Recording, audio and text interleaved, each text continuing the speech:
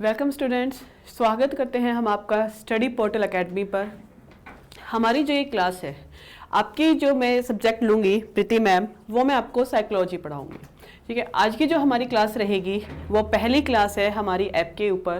पूरा कोर्स आपको कराया जाएगा, अच्छे से इसको एक्सप्लेन किया जाएगा। कोई भी डाउट्स अगर आपके होते हैं तो हम उन्हें साथ के साथ करेंगे, लेकिन अगर फिर भी अगर आपको कोई डाउट्स रहते हैं तो आप हमारे डाउट सेशन में, अगर आप लोगों ने ऐप डाउनलोड कर ही ली है तो आपको पता होगा इसको यूज़ कैसे करना है। डाउट सेशंस में आप अपने डाउट्स डाल सकते हैं। जो भी हम टॉपिक पढ़ेंगे साथ के साथ हम इनका टेस्ट भी करेंगे, ताकि जो भी आप पढ़ लें उसकी पूरी नॉलेज आपको अच्छे से हो जाए। तो जैसा कि आपको हमारी स्क्रीन पे दिख रहा है, जो हम आज स्टार्ट करने वाले हैं, आपने पढ़ लिया होगा। आज का हमारा जो टॉपिक रहेगा वो इंट्रोडक्शन रहेगा। साथ के साथ इंट्रोडक्शन करेंगे, कुछ डेफिनेशंस देखेंगे, क्योंकि आपके लेवल पे किसी की भी कोई भी डेफिनेशन आ जाती है लेकिन ये याद करना मुश्किल होता है। तो आज हम कुछ ना कुछ इसमें स्पेशल देखेंगे कि कैसे हमें डेफिनेशंस को अच्छे से याद करना है। साथ के साथ हम स्कूल्स करेंगे कि जितने भी हमारे स्कूल्स आए हैं, हम सिर्फ ये नहीं करेंगे जैसे बाकी सब कराते हैं कि हमने देख लिया स्ट्रक्चरिज्म्स किसने दिया है, कौन सा स्कूल किसने दिया है। हम सिर्फ उसको अच्छे से समझेंगे कि किसने दिया है और कौन सा स्कूल क्या थॉट हमें समझाता है, कि किस थॉट के अकॉर्डिंग हमें फाइंड आउट करना है कि कोई भी अगर हमारे साइकोलॉजिस्ट हैं तो वो किस स्कूल से बिलोंग करते हैं। तो सारा अच्छे से हम समझेंगे। आज की हम अपनी क्लास स्टार्ट करते हैं। चलिए, अब हम ज़्यादा इंतजार ना करते हुए स्टार्ट करते हैं। जैसा कि आपने देखा है मनोविज्ञान का परिचय, कि मनोविज्ञान होता क्या है। जो मनोविज्ञान होता है, जो हम इसका इंट्रोडक्शन करेंगे, पहला हमारा आज का एपिसोड। इसमें आप कौन कौन से टॉपिक्स देखने वाले हैं। सबसे पहले हम इसका इंट्रोडक्शन देखेंगे कि इसकी शुरुआत कैसे हुई, कहाँ से ये आया है, पहले इसको किसने क्या बोला है। सारी बेसिक नॉलेज लेंगे। मुझे पता है जब आप इतनी तैयारी कर ही रहे हैं तो कहीं ना कहीं आपको नॉलेज होगी, लेकिन कुछ बच्चे ऐसे भी होते हैं बेटा जो पहली बार इस चीज़ को पढ़ रहे होते हैं, तैयारी कर रहे होते हैं। तो हम उन्हीं को ध्यान में रखते हुए मैं बहुत अच्छे क्वेश्चन भी लेके आई हूँ, काफ़ी अच्छे डिटेल से भी, कि जो अगर कोई बच्चा पहली बार अगर ये वीडियो देख रहा है, पहली बार साइकोलॉजी सीख रहा है, तो उसको भी फायदा हो, और जो पहले से तैयारी कर रहे हैं उनको भी कहीं ना कहीं इससे फायदा जरूर मिलेगा। ऐसा नहीं है कि आप लोगों को, कि जो बहुत सालों से तैयारी कर रहे हैं, काफी समय से, उन्हें साल 2 साल हो गया है, तो आप लोगों को लगेगा कि हमने तो ये सब कुछ पहले किया हुआ है, लेकिन जैसे ही आप इसे पढ़ेंगे कुछ नया जरूर देखेंगे। ठीक है, ये हमारा आपको वादा है। तो जो हम पहले करेंगे, इंट्रोडक्शन करेंगे। जो हमारा इंट्रोडक्शन है कि साइकोलॉजी कहाँ से स्टार्ट होती है, उसके बाद हम डेफिनेशंस करेंगे कि किसने इसको, साइकोलॉजी को क्या बोला है। देन उसके बाद हम इसके गोल्स देखेंगे कि जो साइकोलॉजी बनाई गई वो क्यों बनाई गई, क्या इसके पीछे रीजन था। तो सारी चीज हम अच्छे से देखेंगे। 3 मेन गोल्स होते हैं जहां हम इसका यूज करते हैं, जिसकी वजह से इसको एक इतना बड़ा सब्जेक्ट हमें मिला है। फिर हम देखेंगे स्कूल ऑफ थॉट्स, कि कौन से स्कूल ने क्या थॉट्स दिए हैं और वो किस फादर, कौन से स्कूल के कौन से फादर हैं। हम सारी डिटेल अच्छे से देखेंगे। चलिए, हम आपका टाइम वेस्ट नहीं करते हुए इसको अच्छे से शुरू करते हैं। जैसा कि आपकी पहली स्लाइड आ गई है, व्हाट इज साइकोलॉजी, मनोविज्ञान क्या होता है। बेटा, ये जो मनोविज्ञान है ये स्टडी है हमारे बिहेवियर की। जो आज के आपने अभी ये देखा है कि जो हमारा साइकोलॉजी है, psychologist study behaviour, what people do and why they do it, कि कोई भी इंसान क्यों काम करता है, ठीक है, उसको काम करने की जरूरत क्यों है, और कोई अगर काम कर रहा है, कोई बिहेवियर अगर हमें शो कर रहा है, तो उसके पीछे रीजन क्या होता है। क्योंकि अभी आपने देख लिया बिहेवियर, लेकिन इसको सबसे पहले बिहेवियर नहीं बोला गया है, लेकिन मनोविज्ञान को एट प्रेजेंट टाइम में हम बिहेवियर बोलते हैं, कि जो मनोविज्ञान है वो स्टडी है बिहेवियर की, क्योंकि इससे हम मेजर कर सकते हैं, बिहेवियर को हम ऑब्जर्व कर सकते हैं, मेजर कर सकते हैं कि सामने वाले का बिहेवियर जो वो शो कर रहा है हमें, कि इस समय जो वो गुस्सा हमें शो कर रहा है, या फिर वो जो इतने प्यार से हमसे बात कर रहा है, तो इसके पीछे क्या रीजन होगा। हम उसकी चीजों को समझने की कोशिश करते हैं। इसका सबसे अच्छा आसान एक मैं बात बोलूंगी, कि जैसे आपको पता है कई लोग कहते हैं ना कि इस बंदे से सावधान रहना, मुझे बड़ा चालाक दिख रहा है। तो हमें एक तरह से एक्सपीरियंस हो जाता है सामने वाले के बिहेवियर से। ये चीज़ें एक्सपीरियंस के ऊपर डिपेंड होती है। जब आप ये चीज़ें पढ़ेंगे, डिटेल से जाएंगे, तो आप देखेंगे जो स्कूल्स होते हैं वो ऑब्जर्वेशन पे, एक्सपीरियंस पे, लर्निंग के ऊपर कंसंट्रेट करते हैं। तो जब हम एक्सपीरियंस ले लेते हैं, अनुभव ले लेते हैं, तो हमें सामने वाले जितने ज़्यादा, कई लोग होते हैं बेचारे बुद्धू बन जाते हैं, कोई भी उन्हें बुद्धू बना के चलता बनता है। कई ऐसे होते हैं जो सामने वाले को ही ये जो सपोज करो कि हम ही दूसरे को बुद्धू बना देते हैं या फिर कोई हमें बुद्धू बना रहा है, तो ये डिपेंड करता है आपके बिहेवियर पे, आपके एक्सपीरियंस पे, कि आप सामने वाले को समझ जाते हो कि अरे इसको तो कैसे भी चला सकते हैं, इसका तो भाई हम इसको अपने हिसाब से कैसे भी समझा सकते हैं। तो यही चीज है बिहेवियर, कि हम सामने वाले को थोड़ी देर बातें करते हैं, ऑब्जर्व करते हैं, उसको हम समझते हैं भी वो क्या कह रहा है, कैसे उसकी बातें हैं, उससे हमें आइडिया हो जाता है कि उस सामने वाले को हमारे टॉपिक की नॉलेज है कि नहीं है। आप मुझे ऑब्जर्व कर रहे हैं, सुन रहे हैं, मेरी बातों को समझ रहे हैं, आपने कई जगह से साइकोलॉजी पढ़ी होगी, तो बस हमें ये डेफिनेशंस बता दी गई अच्छे से, बस ये इसको हिंदी में एक्सप्लेन कर दिया गया है। लेकिन जब तक हम साइकोलॉजी एक ऐसा सब्जेक्ट है, जब तक आप रियल लाइफ से नहीं जोड़ोगे तब तक आप इसमें सक्सेस नहीं हो सकते। ठीक है, तो यही एक चीज है। इसका सबसे अच्छा एग्जांपल अभी जो न्यू मूवी आई, अगर आपने नहीं देखी होगी तो अभिषेक बच्चन जी की, जिसमें वो 10th पास कर रहे हैं, उसमें उन्होंने कहा है शिक्षा ज्ञान से बढ़ती है और ज्ञान अनुभव से बढ़ता है। तो यही चीज है, जो भी हमें शिक्षा लेनी है, एक्सपीरियंस लेना है, जब तक आपको किसी चीज की नॉलेज नहीं है तो कह नहीं सकते कि आपने शिक्षा ली है। और जब तक आप उस नॉलेज को एक्सपीरियंस नहीं करते, यानी कि आप उस चीज को फेस नहीं करते हो, सीखते नहीं हो, उसको डेली यूज नहीं करते हो, तो हम नहीं कह सकते कि आपका बिहेवियर बना है या फिर आप में कोई चेंजेस आया है। यही एक पूरी साइकोलॉजी है। पूरी सभी चीजों में आप बार बार बिहेवियर को देखेंगे, फिर आप लर्निंग को देखेंगे। लर्निंग भी सेम बातें कहती है कि जितना आप एक्सपीरियंस लेंगे अपने अंदर बिहेवियर को चेंज करेंगे। यहां पे भी बात आएगी कि जब आप बिहेवियर को चेंज कर लेते हैं तो वही क्या कहलाती है, आपकी साइकोलॉजी या लर्निंग कहलाती है। ठीक है, समझ में आया होगा क्यों हम बिहेवियर को ले रहे हैं, क्योंकि हम उसे ऑब्जर्व कर सकते हैं, हम उसका आंसर दे सकते हैं कि सामने वाले ने अगर ये ऐसा कहा है तो क्यों कहा होगा। भाई इस आप अपने पेरेंट्स को देखते हैं, कई बार तो वो बहुत प्यार से बात करते हैं, आप भी बातें करते होंगे, जब मम्मी को मस्का लगाना है, पापा को मस्का लगाना है, तो आपका बिहेवियर चेंज होता है, तो पेरेंट्स समझ जाते हैं कि आप ऐसा क्यों कर रहे हैं। ठीक है, क्या उसके पीछे रीजन है। यही एक बात है कि हम सामने वाले को ऑब्जर्व से पहचान सकते हैं कि जो बिहेवियर हमें शो किया जा रहा है उसके पीछे क्या रीजन है। इसीलिए जो साइकोलॉजिस्ट थे उन्होंने स्टडी बताया है बिहेवियर का, और ये वैलिड है और इसी को हम फॉलो करते हैं। अच्छा है, होप है अब मुझे ये लगता है आपको समझ आया होगा कि क्यों हम साइकोलॉजी को बिहेवियर की स्टडी बोलते हैं। चलिए नेक्स्ट पढ़ते हैं। Psychology is a science, we observe, we explain, we test. Same बात है कि ये साइंस होती है। अब साइंस से इसका क्या कनेक्शन है, जैसे एक साइंस सब्जेक्ट होता है, साइंस सब्जेक्ट में आप क्या कर सकते हैं, कोई भी चीज प्रूफ करके दिखाते हैं। उसमें आप ये नहीं कहते कि आपने कोई बात कह दी बिना किसी सर हाथ पैर के कि भाई चांद पे ना कई लोग रहते हैं, एलियंस रहते हैं। तो जो साइकोलॉजिस्ट हैं या जो साइंटिस्ट हैं, जो साइंस से बिलोंग करते हैं, वो यही कहेंगे कि आप प्रूफ करके हमें दिखाइए, या फिर आप कोई ऐसे एविडेंस हमें दिखाइए कि हम मान जाएं कि वहां पे एलियंस रहते हैं। सेम इसी चीज में हुआ था, साइकोलॉजी के अंदर यही सब चीजें हुई कि जब इसे सबसे पहले सोल बोला गया, माइंड बोला गया, साइकी को, साइकोलॉजी का मीनिंग को, तो तब भी यही बातें उठी थी कि आप हमें प्रूफ कीजिए कि आत्मा जो सोचती है, जैसा वो चाहती है, वही वो आपके बिहेवियर में शो कर रही है। कई बार हमारी अंतरात्मा कहती है कि हमें सामने वाले की मदद करनी चाहिए, हमारे पास सिचुएशन ऐसी नहीं होती, टाइम ऐसा नहीं होता कि हम सामने वाले का कोई हेल्प करें या उसके साथ कोई भी अच्छे से, जैसे कई बार हमारे गेट के सामने कई लोग आ जाते हैं, हम उन्हें देना चाहते हैं, लेकिन कई बार सिचुएशंस ऐसी हो जाती है कि हम नहीं दे पाते। ठीक है, या फिर कई बार हम मन में सोचते हैं उनके बारे में कि देखो आ गए हैं, और हम फिर भी उन्हें दे रहे हैं। तो ये प्रूफ नहीं हो सकता था कि हमारे अंदर तो कुछ चल रहा है, बाहर कुछ चल रहा है। लेकिन जो साइंस होती है वो ये चीज समझाती है कि जो चीज बाहर है वही चीज अंदर है। और ये कैसे? ऑब्जर्वेशन के थ्रू, साइंस के थ्रू, टेस्ट के थ्रू, कि जब हम सडनली, जैसे कि हमने आगे हम सारी थ्योरीज पढ़ेंगे जो स्कूल हम कर रहे हैं, उसमें भी मैं आपको बहुत अच्छे से एक्सप्लेन कराऊंगी कि कौन से मेथड्स वगैरह यूज किए गए हैं। उसमें हम देखेंगे कि अगर हम टेस्ट लेते हैं सामने वाले का, सपोज मैं ये टॉपिक आपको समझाती हूँ, समझने के बाद जब मैं इसका टेस्ट आपसे लेती हूँ, अगर आपने टेस्ट में आंसर कर दिया, इट मीन्स जो मैंने समझाया वो आपको अच्छे से समझ आया।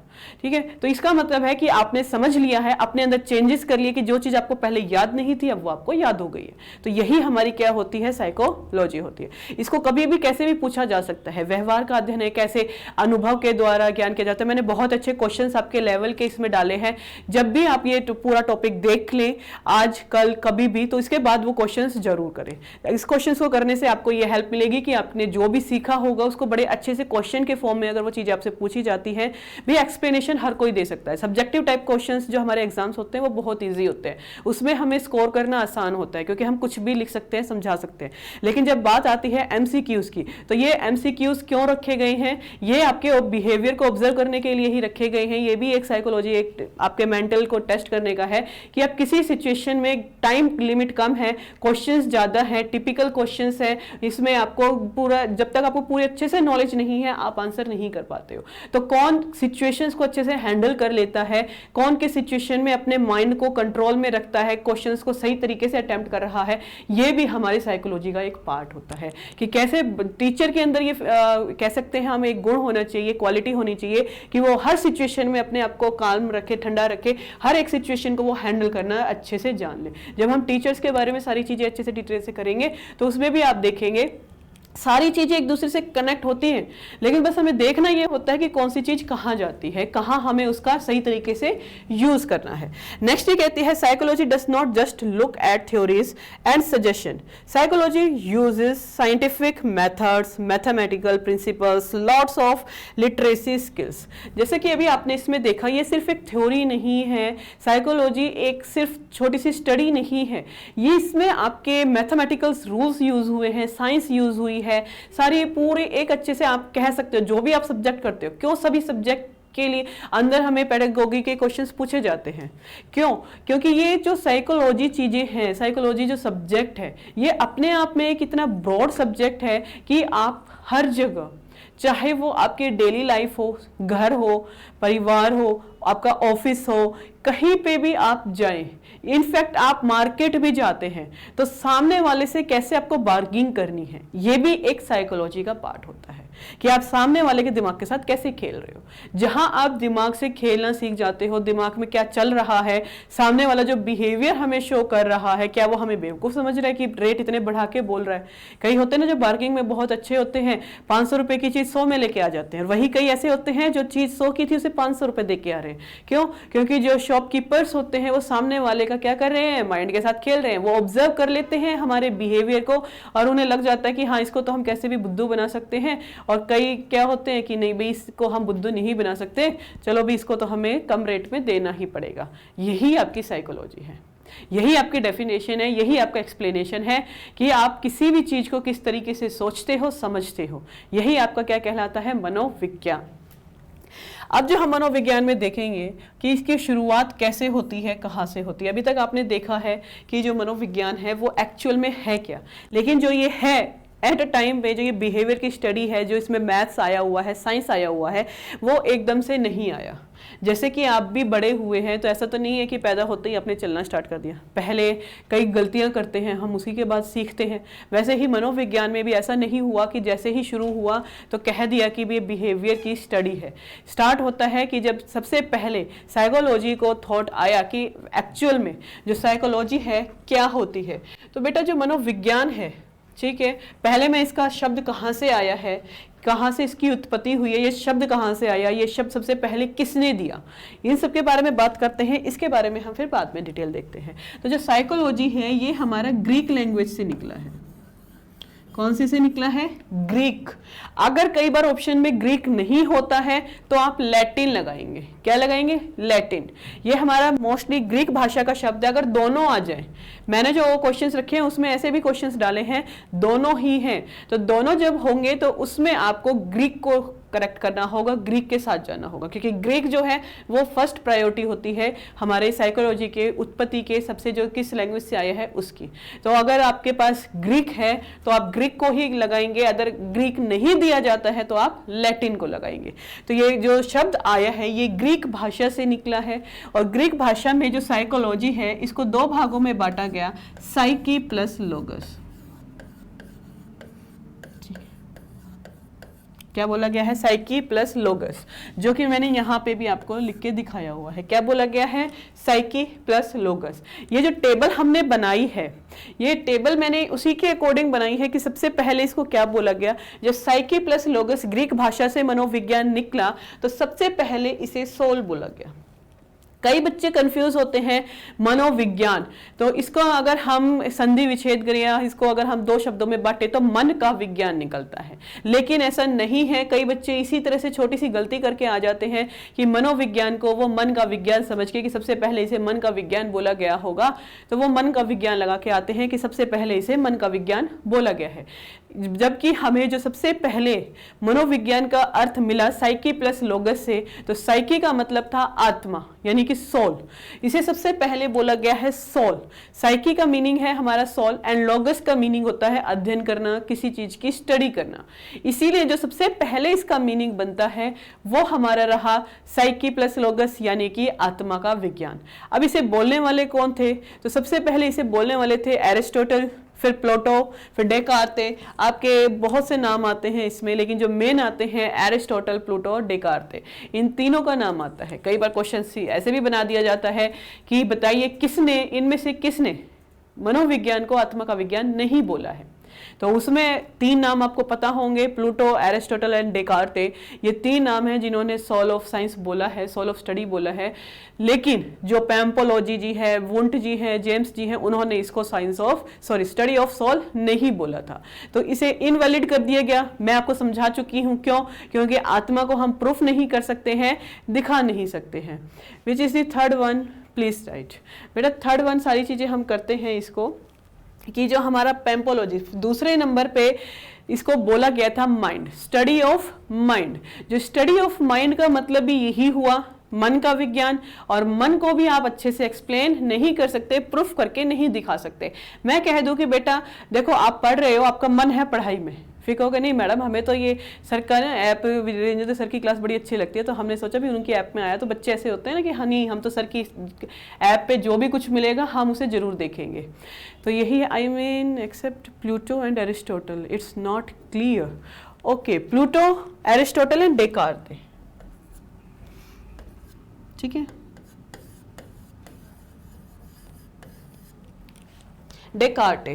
डेकार्टे जी थे जिन्होंने इसको सोल ऑफ स्टडी बोला था। नेक्स्ट जब हमारा माइंड बोला गया तो इसमें सबसे ज्यादा इंपॉर्टेंट नाम आता है पैम्पोलॉजी।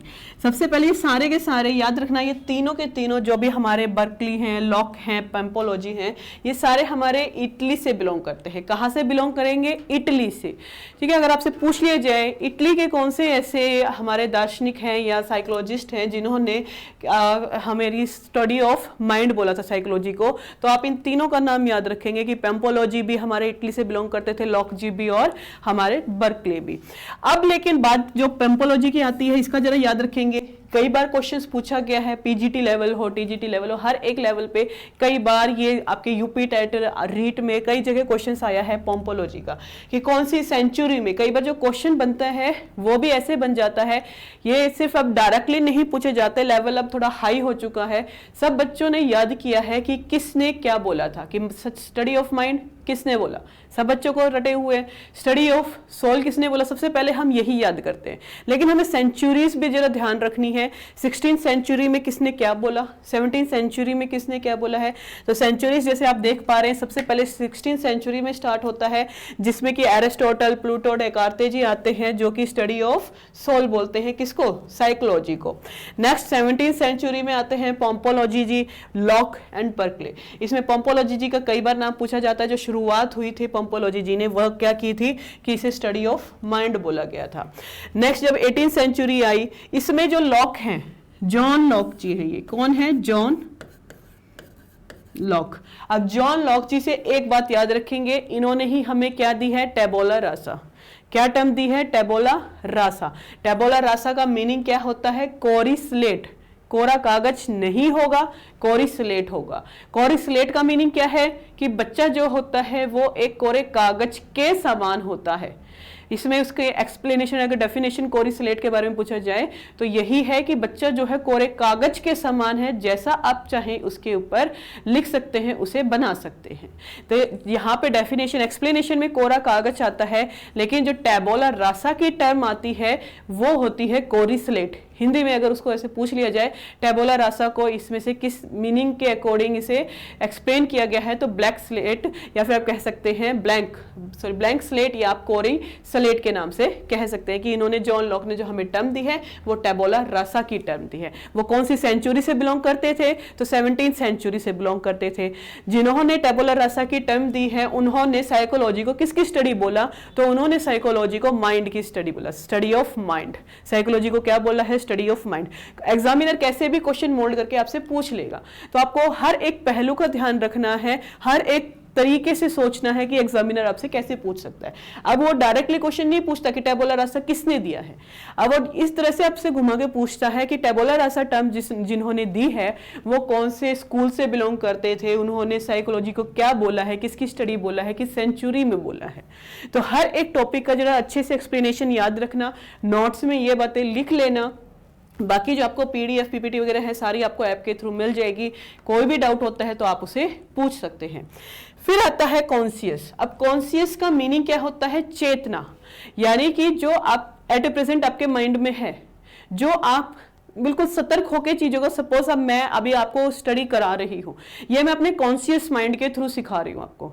अनकॉन्शियस माइंड में क्या होगा कि पढ़ाते पढ़ाते मैं कुछ करने लगूं, भाई कई बार होता है कि हम पढ़ाते पढ़ाते खो जाते हैं, या फिर कुछ ऐसी हरकतें, हमारी हैबिट्स होती हैं कि हिलने की हो गई, वो अनकॉन्शियस माइंड कराता है कि हम पढ़ाते पढ़ाते हम अवेयर हैं पढ़ाने के लिए, हमारी एक रिस्पॉन्सिबिलिटी बनती है कि हम अच्छे से समझाएं, लेकिन बीच बीच में हम कुछ कंफ्यूज हो जाते हैं या कुछ माइंड में से वर्ड स्किप हो जाते हैं, वो अनकॉन्शियस माइंड का पार्ट है।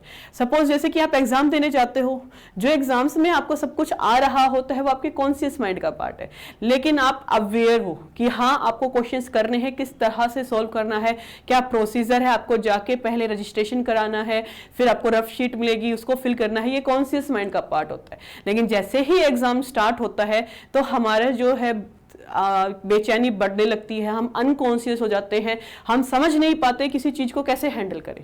अगर कोई बहुत अच्छे प्रैक्टिस से जा रहा है तो वो कॉन्शियस रहेगा, वो बिल्कुल सतर्क रहेगा कि उसको कैसे हैंडल करना है, लेकिन हम ना चाहते हुए भी कई गलतियां करके आते हैं, क्यों, अनकॉन्शियस की वजह से। तो जब इसे स्टडी ऑफ कॉन्शियस बोला गया है तो इसको सबसे बड़ा जो नाम आता है वो वुंट जी का आता है। किसका आता है, वुंट जी का। तो इनके बारे में हम स्कूल्स में भी पूरी अच्छे से डिटेल ले लेंगे, हम इसको और ज्यादा एक्सप्लेन आगे तक नहीं बढ़ाएंगे। कई लोग होते हैं कि यहाँ बता दिया फिर उसको कहेंगे कि हम बाद में बताएंगे कि क्या वुंट जी क्या थे, उन्होंने क्या दिया था। ये मैं अभी इसी स्लाइड के इसी क्लास के अंदर आपको बताऊंगी कि वुंट जी कौन थे और उन्होंने किस तरह से इसको अच्छे से एक्सप्लेन किया था। लेकिन बस यहाँ पे मैं नहीं बता रही हूँ क्योंकि इसके बारे में पूरे अच्छे से डिटेल मैं आपको बस जस्ट 5 मिनट के अंदर आपको देने वाली हूँ। तो इसमें सबसे बड़ा जो नाम आता है वो विलियम वुंट जी का आता है। यहाँ पे ये थोड़ी सी स्पेलिंग हो गई है, WUNDTH, वुंट्स, ठीक है, इसको क्या नाम आएगा, वुंट जी।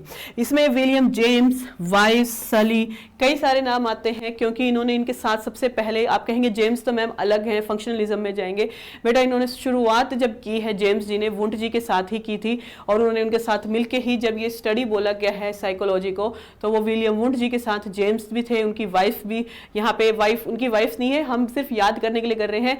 जेम्स के साथ वुंट जी आए, वुंट के साथ वाइफ आई, वाइफ क्या थी, साली को लेके आई थी, तो सली जी भी आए हैं। तो 4 नाम है, हमें अच्छे से याद हो गए हैं। वुंट, जेम्स, दो दोस्त हैं, उनकी वाइफ आई है और साथ में उनकी साली आई है, तो सली, विलियम सली, आप जेम्स सली कह सकते हैं, वाइफ्स कह सकते हैं, और विलियम जेम्स एंड वुंट, ये 4 नाम हैं जो आपको अच्छे से याद रहेंगे कि वुंट जी के साथ जेम्स, या उन्हें वुंट जी को जेम्स जो हमारी आती है आजकल वो कलरफुल वाली, उन्हें खाना पसंद था, जेम्स खाना पसंद था, जो कि वो वाइफ के लिए भी ले जाते थे, जब उनकी साली आती थी उनको भी देते थे। तो कैसे भी आप ये याद रख सकते हैं नाम कि कौन से स्कूल में क्या था। तो यहाँ पे आप ये चीजें चारों नाम एक साथ याद रख सकते हैं। और किस सेंचुरी की बात है, 18th सेंचुरी की बात है। फिर जब 20th सेंचुरी आती है तो इसे स्टडी ऑफ बिहेवियर बोला जाता है, जिसमें सबसे बड़ा नाम जो आता है वो वॉटसन जी का आता है, क्योंकि इन्हीं को क्या बोला जाता है, फादर ऑफ बिहेवियरिज्म बोला जाता है, इसलिए इनका नाम आता है वॉटसन जी का। तो जब भी बिहेवियर की बात आएगी तो वॉटसन जी का नाम जरूर आएगा, ठीक है, याद रखिएगा, बिहेवियर के साथ वॉटसन जी का नाम जुड़ा है। और जिन्होंने भी एक्सपेरिमेंट किया है एनिमल्स के ऊपर, या फिर ह्यूमंस के ऊपर तो कोई एक्सपेरिमेंट करता नहीं है, लेकिन बेटा पर्सनैलिटी पे टेस्ट होते हैं। जब आपसे मॉरल डेवलपमेंट थ्योरीज आती हैं तो उसमें जरूर टेस्ट होते हैं, ठीक है। तब ये मत कहना मैम ह्यूमंस को कोई नहीं काटता, सारे एक्सपेरिमेंट एनिमल्स के ऊपर होते हैं, लेकिन हमारे जो साइकोलॉजिस्ट टेस्ट हैं वो ह्यूमंस के ऊपर भी होते हैं। तो ज़्यादातर जो एनिमल्स के ऊपर बिहेवियर को लेके जो टेस्ट हुए हैं, चाहे उसमें वॉटसन जी हो, थॉर्नडाइक हो, स्कीनर हो, पावलोव जी हो, ये सारे कहाँ आते हैं? आपके बिहेवियर में। कहाँ आते हैं? बिहेवियरिज्म में, बिहेवियर के अंदर। तो स्टडी बोला गया है, जैसा कि अभी हमने लास्ट स्लाइड में देखा था, साइकोलॉजी को बिहेवियर की ही स्टडी बोला जाता है। क्यों बोला जाता है मैं आपको एक्सप्लेन कर चुकी हूँ। आई होप मुझे यहाँ एक्सप्लेन करने की जरूरत नहीं होगी। अगर फिर भी कोई क्वायरी होती है तो आप पूछ सकते हैं, ठीक है। अब जो नाउ एट अ प्रेजेंट इसे बोला जाता है, now psychology is a development science. क्या बोला जाता है इसे? डेवलपमेंट साइंस बोला जाता है कि जो साइकोलॉजी है वो डेवलपिंग साइंस है, कि साइंस की तरह ही वो क्या हो रही है? डेवलप हो रही है, उसमें विकास हो रहा है, बदलाव हो रहा है, सुधार किए जा रहे हैं, उसे अच्छे से एक्सप्लेन किया जा रहा है। हर एक बिहेवियर को, हर एक छोटी से छोटी बात को भी एक्सप्लेन करके, प्रूफ करके दिखाया जाता है कि अगर कोई बिहेवियर हो रहा है तो वो क्यों हो रहा है, क्या इसके पीछे रीजन है, सारा अच्छे से। तो आपको याद रखना है SMCB, ठीक है। कैसे याद रखना है? SMCB, स्टार्टिंग के नाम ले लो। किसने? SA, सर्व शिक्षा अभियान में SS से आप याद रखते हैं, सर्व शिक्षा अभियान, लेकिन यहाँ पे SA कर लेंगे। जो S है वो किससे रिलेट रहेगा? एरिस्टोटल जी से, ठीक है। एरिस्टोटल जी के साथ तो प्लूटो उनके शिष्य हैं ही, तो प्लूटो से आप याद रख सकते हैं कि जहाँ एरिस्टोटल होगा वहाँ प्लूटो जरूर होंगे। फिर हमारा आता है माइंड, MP, मध्य प्रदेश। तो MP से हम क्या रखेंगे कि जो माइंड कहा है वो पोम्पोलॉजी जी ने कहा है, और पोम्पोलॉजी के साथ क्या हुआ? ताला लग गया है। पोम्पोलॉजी के साथ बहुत बोलते थे, उनके साथ मुंह पे क्या लगा? लॉक लग गया, ताला लग गया है। तो लॉक जी भी किससे बिलोंग करते हैं? माइंड से बिलोंग करते हैं।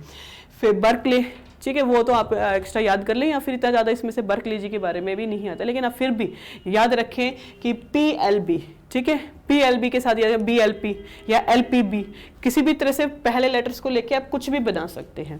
फिर आता है कॉन्शियस। जो कॉन्शियस है वो तो हमें याद रहेगा, जब हम वुंट जी के बारे में अच्छे से डिटेल से करेंगे तो हमें पता है कि उन्होंने कॉन्शियस के ऊपर बात कही है। इसका पूरी तरीके से अपोजिट, जिसमें इनको पूरी तरह से क्रिटिसाइज किया गया, बुरी तरह से इनकी बातों को नकार दिया गया, जब इन्होंने कहा कि जो साइकोलॉजी है वुंट जी ने स्टडी ऑफ कॉन्शियस है, यानी चेतना का विज्ञान है, तब इनको बुरी तरह से क्रिटिसाइज किया मैकडूगल जी ने।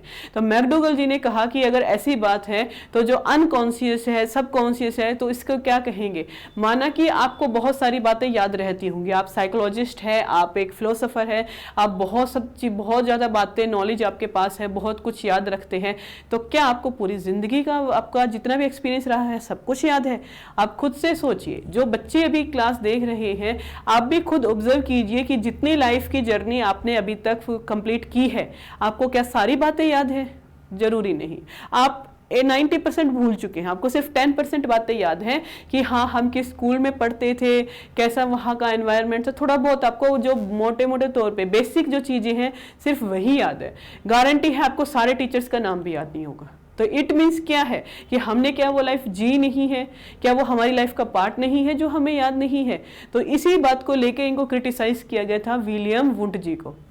यहीं से क्वेश्चन डायरेक्टली बन जाता है कि विलियम वुंट जी को क्रिटिसाइज किसने किया था? तो हम क्या कहेंगे? मैकडूगल जी ने। किसने? मैकडूगल जी ने। अब जो मैकडूगल जी हैं उन्होंने, देखो ये बात भी यहाँ पे कही है, मैकडूगल ने अपनी पुस्तक आउटलाइन साइकोलॉजी, तो इससे हमें एक बुक का नाम मिल गया है कि आउटलाइन साइकोलॉजी किसने लिखी है? मैकडूगल जी ने। यहाँ से आप बुक का नाम भी याद कर सकते हैं कि आउटलाइन साइकोलॉजी बुक किसने लिखी है, उनके ऑथर कौन है? तो मैकडूगल जी हैं। और ये कैसे याद रखनी है? कॉन्शियस की वुंट की आलोचना जो की गई वो आउटलाइन के थ्रू की गई, पूरे अच्छे से आउटलाइन करके, अच्छे से मोटे तौर पे दिखा के कि देखो मैं तो इसको क्रिटिसाइज कर रहा हूँ, इसकी आलोचना कर रहा हूँ। उन्होंने पूरे अच्छे से इसको क्रिटिसाइज किया आउटलाइन करके अपनी साइकोलॉजी के अंदर। किसको? मैक ने किसको किया है? वुंट को किया है, ठीक है। मैकडूगल, हम जो अपने बर्गर्स वगैरह खाते हैं तो क्या है, कौन सा आपकी कंपनी है? मुझे याद नहीं आ रही, ठीक है, तो उसी के थ्रू आप याद रख सकते हैं। भूल गई, स्किप कर गया। मैं चेतना शब्द की कड़ी आलोचना की। किस शब्द की आलोचना की? और चेतना की, कॉन्शियस की। और ये कॉन्शियस किसने दिया है हमें? William McDonald. क्या सही है? मैकडोनाल्ड्स ने किसकी आलोचना की है? वुंट जी की। तो डोनाल्ड्स जहां आ जाए तो डोगल जी हो जाएंगे। डोनाल्ड्स से आप किसको याद कर सकते हो, किसको कंपेयर कर सकते हो, मैकडोगल जी को। तो ये दोनों आपस में कंपेयर हो सकते हैं। यही चीज होती है याद करने की। ऐसे ही अगर हम ट्रिक फॉलो करेंगे ना छोटी छोटी याद करने के लिए, किसी चीज को किसी के साथ कनेक्ट कर दिया, कई जब हम पर्सनैलिटी पढ़ेंगे तो अपने घर पे लागू कर देना। मैंने भी जब स्टार्टिंग में याद किया था कि मेरे भैया की हाइट बहुत लंबी है तो इनकी पर्सनैलिटी ऐसी है, जो मेरी हाइट जैसी है, मैं थोड़ी गोल मटोसी थी, तो मैं अपने आप को इस तरह से रिप्रेजेंट करती थी। जब हम एंडोस्पर्म ये सारी चीजें पढ़ेंगे पर्सनैलिटी में, तो जब हम कंपेरिजन कर देते तो हमें हमारी पर्सनैलिटी के बारे में पता चलता है कि अच्छा हमारी ऐसी पर्सनैलिटी है, और फिर हमें लंबे समय तक याद रहती है। तो इसी तरह से हम हंसते खेलते कंपैरिजन करते हुए, कनेक्ट करते हुए चीजें को, मैकडोनल्ड को मैकडोगल जी के साथ फिर क्या करेंगे, याद करेंगे कि डोनल्ड्स जो होते हैं वो बड़ी आलोचना करते हैं हम उनकी, यार बर्गर में चीज कम था, ये कम था, आज इन्होंने केचप नहीं रखा। Psychology for the first time, so I request you to go slow. ठीक है बेटा, हम स्लो चलते हैं शिवानी जी। तो जो हमारे मैकडोगल जी हैं, उन्होंने आउटलाइन साइकोलॉजी के अंदर क्या किया है, विलियम वुंट जी की आलोचना की है। ठीक है, किसकी आलोचना की है, वुंट जी की आलोचना की है। क्यों, किस बात को लेके, कॉन्शियस चेतना शब्द को लेकर। ठीक है, किस शब्द को लेकर की है, चेतना शब्द को लेकर की है। चेतना जो वर्ड होता है बेटा, आप फर्स्ट टाइम पढ़ रहे हो तो इसका जरा मीनिंग अच्छे से समझ लो कि चेतना यानी कॉन्शियस क्या होता है, कि जो चीजें आपको याद हैं, आपका नाम, मैं आपसे पूछूं बेटा आपका नाम क्या है, आप कहेंगे शिवानी है। आपके पेरेंट्स का नाम क्या है, आप बता देंगे। आपके घर का एड्रेस क्या है, आप बता देंगे। वहीं अगर मैं ये कहूं आप अपने किसी फ्रेंड का फोन नंबर बता दीजिए, तो आपको याद नहीं होगा। ऐसा नहीं है कि आपने कभी उससे नंबर नहीं लिया है या कभी आप डायल नहीं करते हो, लेकिन आपने अगर किसी का नंबर लिया भी था, उसे बोल के डायल भी किया था, तो आपको याद तो नहीं हुआ। तो इट मीन्स क्या है कि आपको आपके फ्रेंड का नंबर नहीं पता, आप कहेंगे मैम सेव है। लेकिन बेटा ये अनकॉन्शियस का पार्ट है कि हम बहुत सारी चीजें याद करते हैं, भूल जाते हैं, हम उनको ज्यादा ध्यान नहीं देते, या फिर आप कह सकते प्रैक्टिस नहीं करते। जैसे थॉर्नडाइक जी ने कहा है प्रैक्टिस जरूरी है। अगर आप प्रैक्टिस नहीं कर रहे हो उन चीजों की, तो भी क्या है, आप चीजें भूल जाते हो। तो इट मीन्स ये नहीं कि आपने सीखा नहीं, आप कॉन्शियस नहीं थे, आप कॉन्शियस थे। अभी आप साइकोलॉजी सीख रहे हो, अभी आपने शुरुआत कर दी, आप सीख रहे हो। अब सपोज आज की क्लास तो आपको बहुत अच्छी लगी, आपने सब कुछ सीख लिया, आपको याद भी हो गया। SMCB, S मीन्स सॉल्व क्या है, फिर उसके बाद M means mind, C means conscious, B means behaviour. SMCB लिया, S के साथ क्या किया, S से सर्व शिक्षा अभियान में SSA हम याद करेंगे, यहाँ पे आपने SA याद किया है। ठीक है, इसी तरह से अगर आप कनेक्ट करते हुए चलोगे तो लॉन्ग टर्म के लिए आप उस चीज को याद रख पाओगे। तो यहाँ पे भी यही चीज है कि मैकडोनल्ड्स किससे जुड़े हैं, मैकडोगल जी से जुड़े हैं, और वो आउटलाइन करके हमें बताते हैं। जैसे कई उसके साथ कोई भी आपको 50% ऑफ मिल रहा है या कुछ भी अगर है, तो नीचे कई बार मोटे मोटे अक्षरों में अलग से दिखता है। तो आउटलाइन भी हम क्यों करते हैं, किसी चीज को अच्छे फोकस करने के लिए। तो उन्होंने भी, इनकी बुक का नाम है ये आउटलाइन, लेकिन उन्होंने भी क्या किया, आउटलाइन करके ये अच्छे से एक्सप्लेन किया, हमारा फोकस उस पर डाला कि जो कॉन्शियस चेतना शब्द है वो बड़े आलोचना की बात है, कि बड़े शर्म की बात है मुझे कहना पड़ रहा है कि कॉन्शियस जैसा शब्द हमारे मनोविज्ञान के अंदर आया है। कि आपने इतने बड़े मनोविज्ञान को एक कॉन्शियस के ऊपर छोड़ दिया, कि आपने ये कह दिया कि मन बहुत बड़ा है, मन को हम एक्सप्लेन नहीं कर सकते, वो मान सकते थे। आत्मा को भी चलो भी हमारी पूरा शरीर आत्मा के ऊपर डिपेंड करता है, हम मान लिया, लेकिन आप दिमाग के एक छोटे से पार्ट को ये कह रहे हो कि भाई कॉन्शियस है और वही मनोविज्ञान है, हम सिर्फ उसी की स्टडी करते हैं। तो ऐसा नहीं हो सकता। कॉन्शियस प्रूफ हो सकता है कि आपको कितना कुछ याद है, आप कितना कुछ जानते हो, इसके ऊपर ये एक तरह से साइंस थी जिसे आप प्रूफ कर सकते थे। आत्मा और मन तो ऐसी चीज थी जिसे आप दिखा भी नहीं सकते थे, प्रूफ भी नहीं कर सकते थे, जबकि कॉन्शियस एक ऐसी चीज थी जिसे आप प्रूफ कर सकते थे। लेकिन फिर भी क्या है कि आपने सिर्फ एक ही चीज के ऊपर खड़े रह गए, कॉन्शियस के ऊपर। तो इन्होंने क्यों आलोचना कर दी वो मैंने आपको समझा दिया है। आई होप आपको समझ आया हो तो भी कमेंट में बता दिया करो कि हाँ समझ आ गया है, हम आगे बढ़े। अगर कहीं पे कुछ डाउट रह जाता है तो वो भी आप कमेंट करके बता सकते हैं कि भाई हमें इस पॉइंट पे डाउट था मैम, इसको दोबारा से एक्सप्लेन कर दीजिए। ठीक है, ओके, चलो अच्छा है, फिर हम आगे बढ़ते हैं। अब जो हमारी आती है परिभाषाएं, इससे पहले हम गोल्स देखते हैं। ये जो मैंने पीछे छोड़ दिया है कि जब मनोविज्ञान बना, ठीक है, इससे पहले एक और चीज आप लिख लीजिएगा, नोट्स में बनाइएगा कि जो मनोविज्ञान शब्द है सबसे पहले किसने दिया। ये सबसे पहले रुडोल्फ गोएकल, ठीक है, लिख लीजिए, नोट्स बना लीजिए कि सबसे पहले जो शब्द हमें मिला है वो रुडोल्फ गोयकल जी ने दिया है। किसने? रुडोल्फ गोयकल जी ने 1590 में। इन्होंने अपनी एक बुक लिखी साइकोलॉजिया। क्या करेंगे आप? साइकोलॉजिया। इन्होंने एक बुक लिखी थी साइकोलॉजिया, उसी में इन्होंने मनोविज्ञान का शब्द दिया था 1590 में। जब ये शब्द आया साइकोलॉजिया के अंदर, मनोविज्ञान, उसके बाद से ही ये सारी स्टडी स्टार्ट हुई है। तो आपको पता होना चाहिए कि सबसे पहले ये किस भाषा से आया? ग्रीक भाषा से आया। सबसे पहले इस शब्द से हमें इंट्रोड्यूस किसने किया? किसने इसको सबसे पहले मीनिंग दिया? ये बात नहीं आएगी। सबसे पहले ये शब्द कहाँ से निकल के आया है? मनोविज्ञान। तो ये हमारा रुडोल्फ गोयकल की जी की किताब के से, जो कि साइकोलॉजिया थी और किस ईयर में आई थी? 1590 में आई थी। वहीं से ये शब्द निकल के आया है। तो ये भी अपने नोट्स में जरा फाइंड आउट कर दीजिएगा, लिख दीजिएगा। ये फैक्ट्स हैं याद करने के, ठीक है। अब जिसके गोल्स आते हैं कि मनोविज्ञान क्यों जरूरी था, क्या इसके गोल्स थे, क्यों इसको हमने इतनी इंपॉर्टेंस दी। पहले ये बात देख लो बेटा, पहली बार पढ़ रहे हो तो आपको ये बात पता होनी चाहिए कि जो मनोविज्ञान है सबसे पहले ये फिलोसफी के अंदर पढ़ाया जाता था। ये एक पार्ट था फिलोसफी का। जैसे कि अगर आपने 8th क्लास तक की जब स्टडी की थी तो आपकी जो साइंस थी वो एक ही सब्जेक्ट थी। एक ही बुक के अंदर आपके तीनों सब्जेक्ट्स थे, चाहे वो सिविक्स हो, आपकी मैं एसएसटी के सब्जेक्ट्स लेगी, चाहे वो सिविक्स हो, ज्योग्राफी हो या हिस्ट्री हो। वैसे ही साइंस के चाहे फिजिक्स, केमिस्ट्री या बायो, आपके तीनों ही सब्जेक्ट्स, चाहे वो सोशल साइंस हो या साइंस हो, एक ही बुक से आप पढ़ते थे।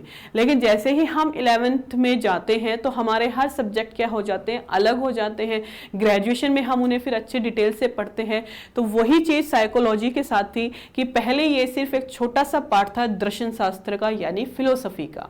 तो आप याद रखिएगा, अगर आपसे ये क्वेश्चन पूछ लिया जाए कि जो फिलोसफी है, जो साइकोलॉजी है, वो पहले किसका भाग था या किससे उत्पन्न हुई है, किस सब्जेक्ट से ये निकली है, तो आप कहेंगे फिलोसफी से निकली है, दर्शन शास्त्र से निकली है। पहले दर्शन शास्त्र के अंदर ये एक टॉपिक, जैसे आप सिविक्स वगैरह पढ़ते हो छोटे एक जर्नल नॉलेज के लिए छोटी क्लासेस में, वैसे ही साइकोलॉजी को पढ़ा जाता था, ठीक है। फिर बाद में देखा गया कि ये साइकोलॉजी जो है एक बहुत बड़ा सब्जेक्ट है, अपने आप में बहुत ब्रॉड है, इसीलिए फिर इसे आगे चल के एक अलग सब्जेक्ट बना दिया गया, जो कि आप देख रहे हैं कि आपके चाहे टैट एग्जाम हो या कुछ भी, अब ये 11th 12th में भी ये सब्जेक्ट स्टार्ट हो चुका है साइकोलॉजी। ये आप इस सब्जेक्ट चूज कर सकते हो 11th के अंदर भी। जो कि बच्चे आर्ट्स वाले होते हैं वो इस सब्जेक्ट से अपनी स्टडी कर सकते हैं। तो अभी आपने देखा, पहले ऐसा नहीं होता था। पेरेंट्स से पूछना कि वो तो ये सब्जेक्ट जानते ही नहीं थे। हिस्ट्री हर कोई जानता है, ज्योग्राफी हर कोई जानता है, साइकोलॉजी कोई नहीं जानता था कि साइकोलॉजी जैसा शब्द कोई ऐसा सब्जेक्ट भी है। लेकिन अब ये एक बहुत बड़ा बन चुका है, ये अपने आप में एक सब्जेक्ट बन चुका है जो स्कूल लेवल से भी स्टार्ट हो गया है। पहले जहाँ ये जेबीटी, बीएड वगैरह में हम पढ़ते थे, वो अब कहाँ से स्टार्ट हो चुका है? आपका 11th 12th से स्टार्ट हो चुका है। इसलिए ये पहले किसका पार्ट था? फिलोसफी का पार्ट था, जिसको अब अलग करके, अलग किसने किया है? तो जेम्स ने किया है, विलियम जेम्स ने। मैं स्कूल्स में इसको आपको अच्छे से एक्सप्लेन करेंगे। तो जो गोल्स होते हैं, ये जो हम साइकोलॉजी पढ़ते हैं, क्यों, इससे फायदे क्या हैं, क्यों हमें इसकी जरूरत पड़ी? तो बेटा इसकी जरूरत पड़ी है हमें विवरण और माप के लिए, कि descriptions and measurements to understand persons nature, कि अगर हमें किसी पर्सन का नेचर जानना है, समझना है, तो हमें साइकोलॉजी की नॉलेज होना ज़रूरी है। हम किसी भी चीज़ को तभी एक्सप्लेन कर सकते हैं, तभी डिस्क्राइब्स कर सकते हैं, तभी हम उसे माप सकते हैं जब हमें पता हो कि कैसे काम करना है। मैं कहूँ कि बेटा 1 किलो दूध नापना, आपको पता होगा ना कि कैसे नापते हैं। आप जो क्या बाट वगैरह, जो तराजू में दूध को नापेंगे, या लीटर के बोतल, 1 लीटर की बोतल में डाल के, या जो मेजरमेंट के आते हैं 1 केजी 2 केजी के, उसमें मापेंगे। आपको नॉलेज होगी कि भाई अगर लिक्विड है तो लिक्विड किस चीज़ में मापा जाएगा, और अगर सॉलिड चीज़ें हैं, सब्जियां हैं, वो कैसे मापी जाएंगी। जब हमें नॉलेज होगी तभी तो हम मेजर कर सकते हैं। तो साइकोलॉजी के यही गोल थे। साइकोलॉजी इसीलिए बना क्योंकि इसमें जो सब्जेक्ट्स निकल के आए, जो इसके थॉट्स निकल के आ रहे थे कि ये स्टडी ऑफ बिहेवियर है, स्टडी ऑफ माइंड है, स्टडी ऑफ सोल है। तो क्यों है ये? क्योंकि इसको हम मेजर कर सकते हैं, माप सकते हैं। ये एक तरीका है किसी इंसान को समझने का। आप भी साइकोलॉजिकल अगर चीज़ें समझ जाते हो, ये सारे सब्जेक्ट को अगर आप समझ लेते हो। हम क्यों पढ़ते हैं साइकोलॉजी? ताकि हम बच्चे के नेचर को समझ सके, हम बच्चों को समझ सके, हम अपने आप को समझ सके कि हमें किस चीज़ में कैसे सुधार करना है, कि हम बच्चे को कैसे एक्सप्लेन करें चीज़ों को, कैसे हम उसे समझाएं। तो ये एक सबसे बड़ा बड़ा इंपॉर्टेंट पॉइंट होता है कि डिस्क्रिप्शन एंड मेजरमेंट में हमें हेल्प करता है। डिस्क्रिप्शन एंड मेजरमेंट क्या होता है? किसी भी पर्सन के नेचर को समझना। यहाँ पे डिस्क्रिप्शन एंड मेजरमेंट क्या रिप्रेजेंट कर रहा है कि किसी के भी हमें नेचर को अगर समझना है, पर्सन के, ह्यूमन के किसी नेचर को। कई बार आप जानवरों के नेचर को भी ऑब्जर्व करते होंगे कि अगर सपोज करो आपके घर में कोई पेट है, तो आप अगर उसको दूध देते हो, उसे खाना देते हो, तो वो हमेशा आपके आसपास घूमेगा, जहां आप जाएंगे पीछे पीछे जाएगा। और आपके घर में एक पर्सन ऐसा है जो हमेशा उसे डांटता है, आपको भी कहता है इसे घर से बाहर रखा करो, बेड पे मत बिठाया करो ऐसे। तो एनिमल को, कैट को भी वो पता होता है कि भाई अगर इनके पास में गई तो ये मुझे मारेंगे, लेकिन अगर मैं इस पर्सन के पास जाती हूँ जो मेरी केयर करता है, तो वो मुझे प्यार करेगा, वो मुझे खाने को देगा, वो मुझे दूध देगा पीने के लिए, वो मेरी केयर करेगा। लेकिन जो पर्सन उसे हमेशा डांटता रहता है, जो उसे हमेशा फटकारता है, बाहर निकालता है, तो एनिमल, उसके जो कैट है वो जो ह्यूमन है उसके पास भी नहीं जाती है। तो वो भी ये चीज़ें समझते हैं, अंडरस्टैंड करते हैं कि सामने वाले का नेचर क्या है। वो भी तो ऑब्जर्व कर रहे हैं, वो भी कैसे समझ रहे हैं। ठीक है, कभी तो आपने भी एनिमल्स देखे होंगे, किसी के घर में होंगे कि बाहर वाले के ऊपर वो भौंकते हैं, डॉग्स जो हमारे पेट्स होते हैं, और जो हमारे घर के मेंबर्स हैं उनके साथ कैसे मस्ती कर रहे होते हैं। वो भी ऑब्जर्व करते हैं किसी के बिहेवियर को। तो जब हम किसी के बिहेवियर को समझ सकते हैं, मेजर कर सकते हैं कि सामने वाला क्या सोच रहा है, क्या कहना चाहता होगा। कई बार हम अपने पेरेंट्स की बातें बिना कहे समझ जाते हैं, सिचुएशन को देख के, उनके बिहेवियर को देख के, कि हमारे जो पेरेंट्स हैं आज अगर अपसेट हैं तो क्यों उनका ऐसा रीज़न रहा होगा कि वो अपसेट होंगे। कि अगर आपका रिजल्ट बेकार आया है और वो अपसेट दिख रहे हैं, तो जाहिर सी बात आप समझ गए कि भाई हमारा रिजल्ट खराब है इसलिए वो अपसेट है। तो यही चीज़ें होती है, हम मेजर कर सकते हैं सामने वाले के नेचर को। यहाँ पे हम खाने पीने की चीज़ें मेजर नहीं करेंगे, हम मेजर करेंगे ह्यूमंस को। नेक्स्ट आता है इंटरप्रिटेशंस एंड एक्सप्लेनेशन, कि हम कर सकते हैं, व्याख्या कर सकते हैं, स्पष्टीकरण कर सकते हैं कि क्यों हुआ, कैसे हुआ। जैसे कि हमने बिहेवियर में देखा कि कोई भी अगर रीज़न होता है, कोई भी अगर हम काम करते हैं, मैं आपको पढ़ा रही, क्यों पढ़ा रही हूँ? नॉलेज है, मुझे भी सिखाना है, ये मेरी जॉब है। आप समझ सकते हैं आप पढ़ रहे हैं, क्यों पढ़ रहे हैं? आपके एग्ज़ाम आने वाले हैं इसलिए आप पढ़ रहे हो। अगर आपके एग्ज़ाम नहीं हो, अगर हमारी जो CBSE है वो कह दे कि भाई 1 साल के लिए टेट के एग्ज़ाम्स कैंसिल कर दिए जाएंगे, कोई भी एग्ज़ाम टीचिंग का नहीं निकलेगा, तो गारंटी है कोई बच्चा स्टडी नहीं करेगा। कोई 2-3% बच्चे ऐसे होते हैं जो ये सोचते हैं कि कोई नहीं, अभी नहीं है, तो जब आएंगे तब के लिए हम तैयार खड़े होंगे, तो वो उसके लिए स्टडी करते हैं। तो यही एक रीज़न है, साइकोलॉजी हमें सिखाती है कि व्याख्या करना सिखाती है, एक्सप्लेनेशन हमें सिखाती है कि कोई भी अगर काम हो रहा है तो वो क्यों हो रहा है, उसके पीछे रीजन क्या है।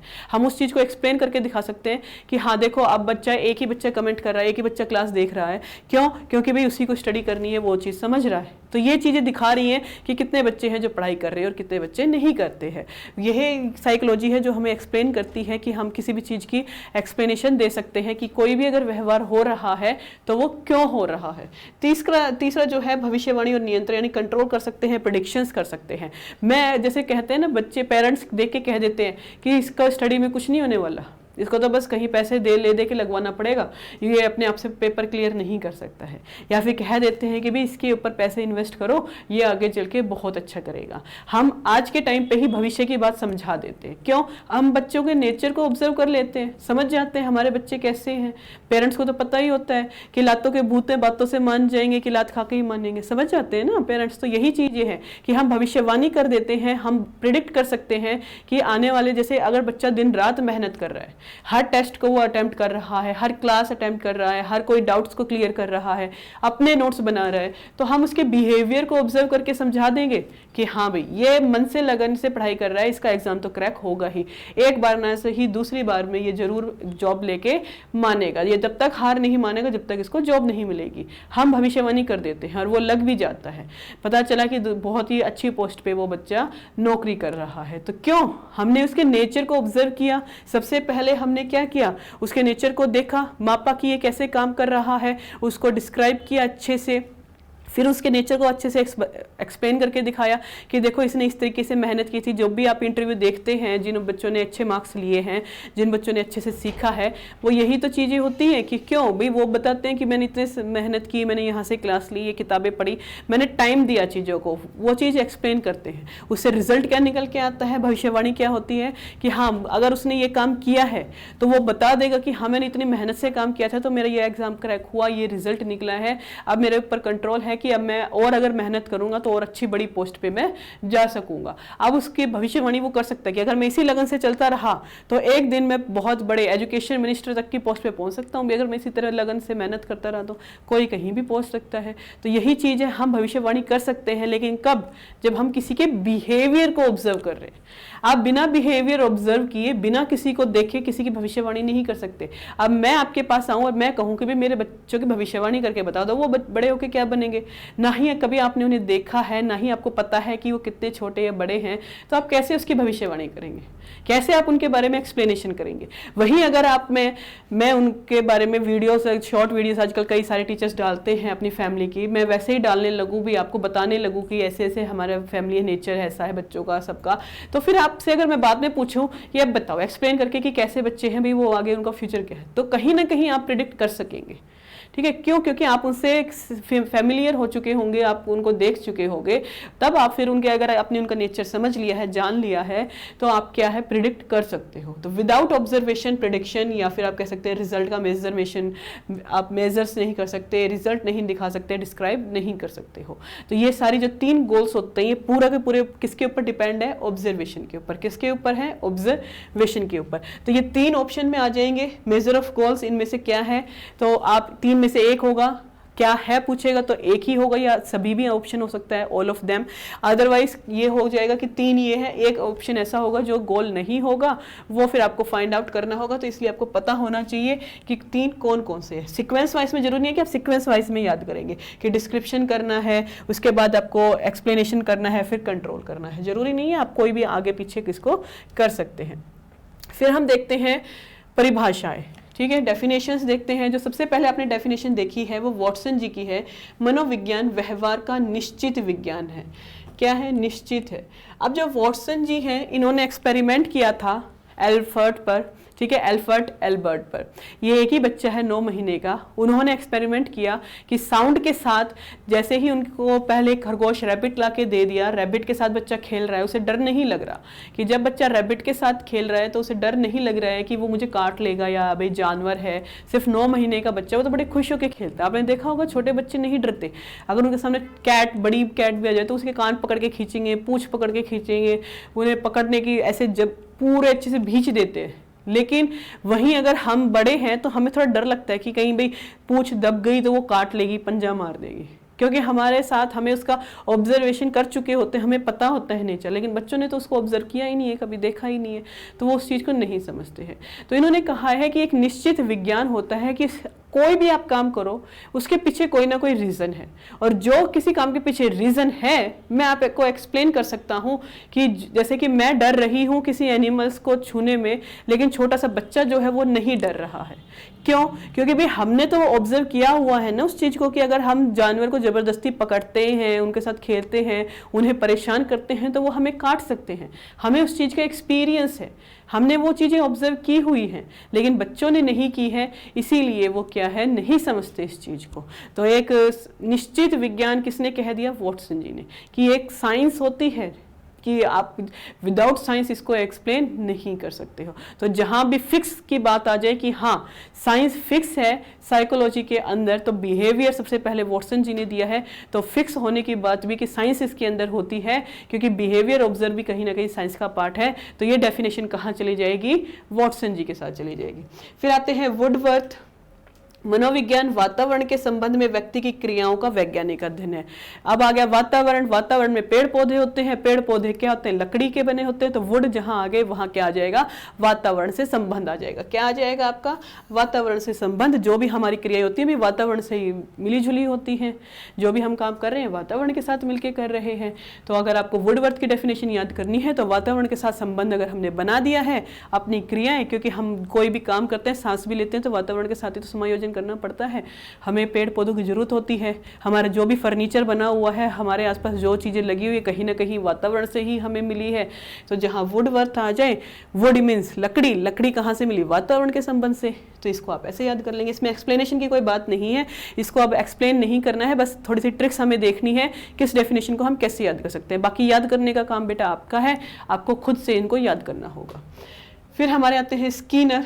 सभी प्रकार की परिस्थितियों में प्राणी की प्रक्रियाओं का अध्ययन करता है। भाई स्किन सभी तरह के काम में हेल्प करती है। जो हमारी स्किन होती है वो सबसे ज़्यादा बड़ी हमारा सेंस ऑर्गन होती है, ठीक है। सबसे लार्जेस्ट अगर हम सेंस ऑर्गन हमसे पूछा जाता है तो स्किन होती है। तो स्किन ही क्या है, सभी प्रकार की स्थितियों में हमें आगाह कराएगी कि भाई किस सिचुएशन में हमें क्या काम करना है, कैसे करना है। तो स्किनर जहाँ आ जाए वो आप कह सकते हो कि सभी प्रकार की परिस्थितियों में प्राणियों की प्रक्रियाओं का अध्ययन करता है। कि आप किस भी सिचुएशन में हो, तो जहाँ भी सिचुएशन में आप जो भी बिहेवियर शो कर रहे हैं तो वो किस लिए कर रहे हैं, वो प्रूफ करके हमें दिखा देगी।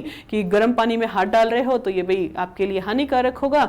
अगर आप सर्दियों में ठंडी ठंडी बर्फ लेके बैठे हो तो वो भी आपके लिए क्या है कि किस सिचुएशन में आप क्या बिहेवियर शो कर रहे हो, आपकी स्किन आपको बता देगी कि सर्दियों में आपको बर्फ से यूज़ नहीं होना है, बर्फ नहीं हाथ में लेनी, और गर्मियों में गर्म पानी का इस्तेमाल नहीं करना। तो ये हमें कौन बताती है? स्किन बताती है। तो सभी तरह की परिस्थितियों में हमें कैसे अपने को आपको एडजस्ट करना है, किस तरह से हमें एक्टिविटी करनी है, तो वो हमें कौन बताएंगे? स्किनर जी बताएंगे। फिर आते हैं मन। आधुनिक मनोविज्ञान का संबंध व्यवहार की वैज्ञानिक खोज। मन हमें प्रोत्साहित करता है, मोटिवेट करता है खोज करने के। हमारा मन है पढ़ने का तो हम पढ़ रहे हैं, हम खोज रहे हैं नई नई चीजें कैसे याद करें यार, कैसे समझे, कैसे करें। तो मन ही क्या होता है? वैज्ञानिक खोज करने में हमारी सहायता करता है। जहां वैज्ञानिक खोज आ जाए वहां मन आ जाएगा। तो मन क्या हेल्प करता है हमें किसी भी चीज को खोजने में। अब आते हैं क्रो एंड क्रो। अब क्रो एंड क्रो का देखो, सबसे आसान है क्रो एंड क्रो।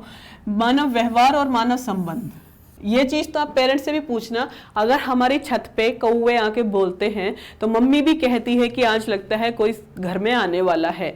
तो यही चीज है कि जो मानव के संबंध है कि हमारा कोई रिश्तेदार, कोई मेहमान घर में आने वाला है, तो वो हमें कौन बताता है? हम उसी की तरह क्या करते हैं? अपना व्यवहार करते हैं।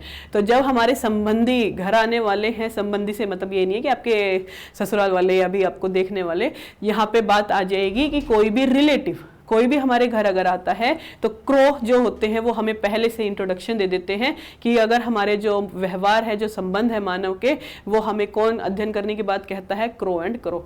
वहीं मैकडोगल जी आते हैं जीवित वस्तु के साथ। मैकडोनल्ड जो हमारे अभी आपने देखा है बर्गर जो है,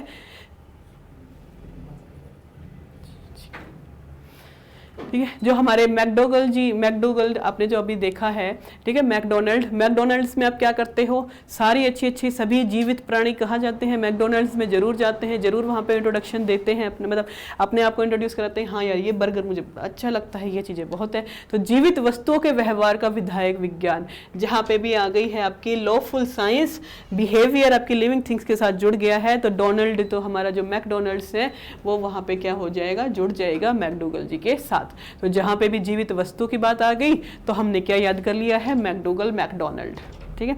तो इसी तरह से कुछ कीवर्ड्स उठाना, पूरी परिभाषा याद करने की जरूरत नहीं है। आप एक दो बार लिखेंगे, पढ़ेंगे तो आपके दिमाग में आ जाएगी, लेकिन गारंटी है कि एग्जाम तक आप भूल जाओगे। लेकिन अगर आप कीवर्ड्स याद रख लेते हो और कीवर्ड्स के साथ ही आप इस चीज को सॉरी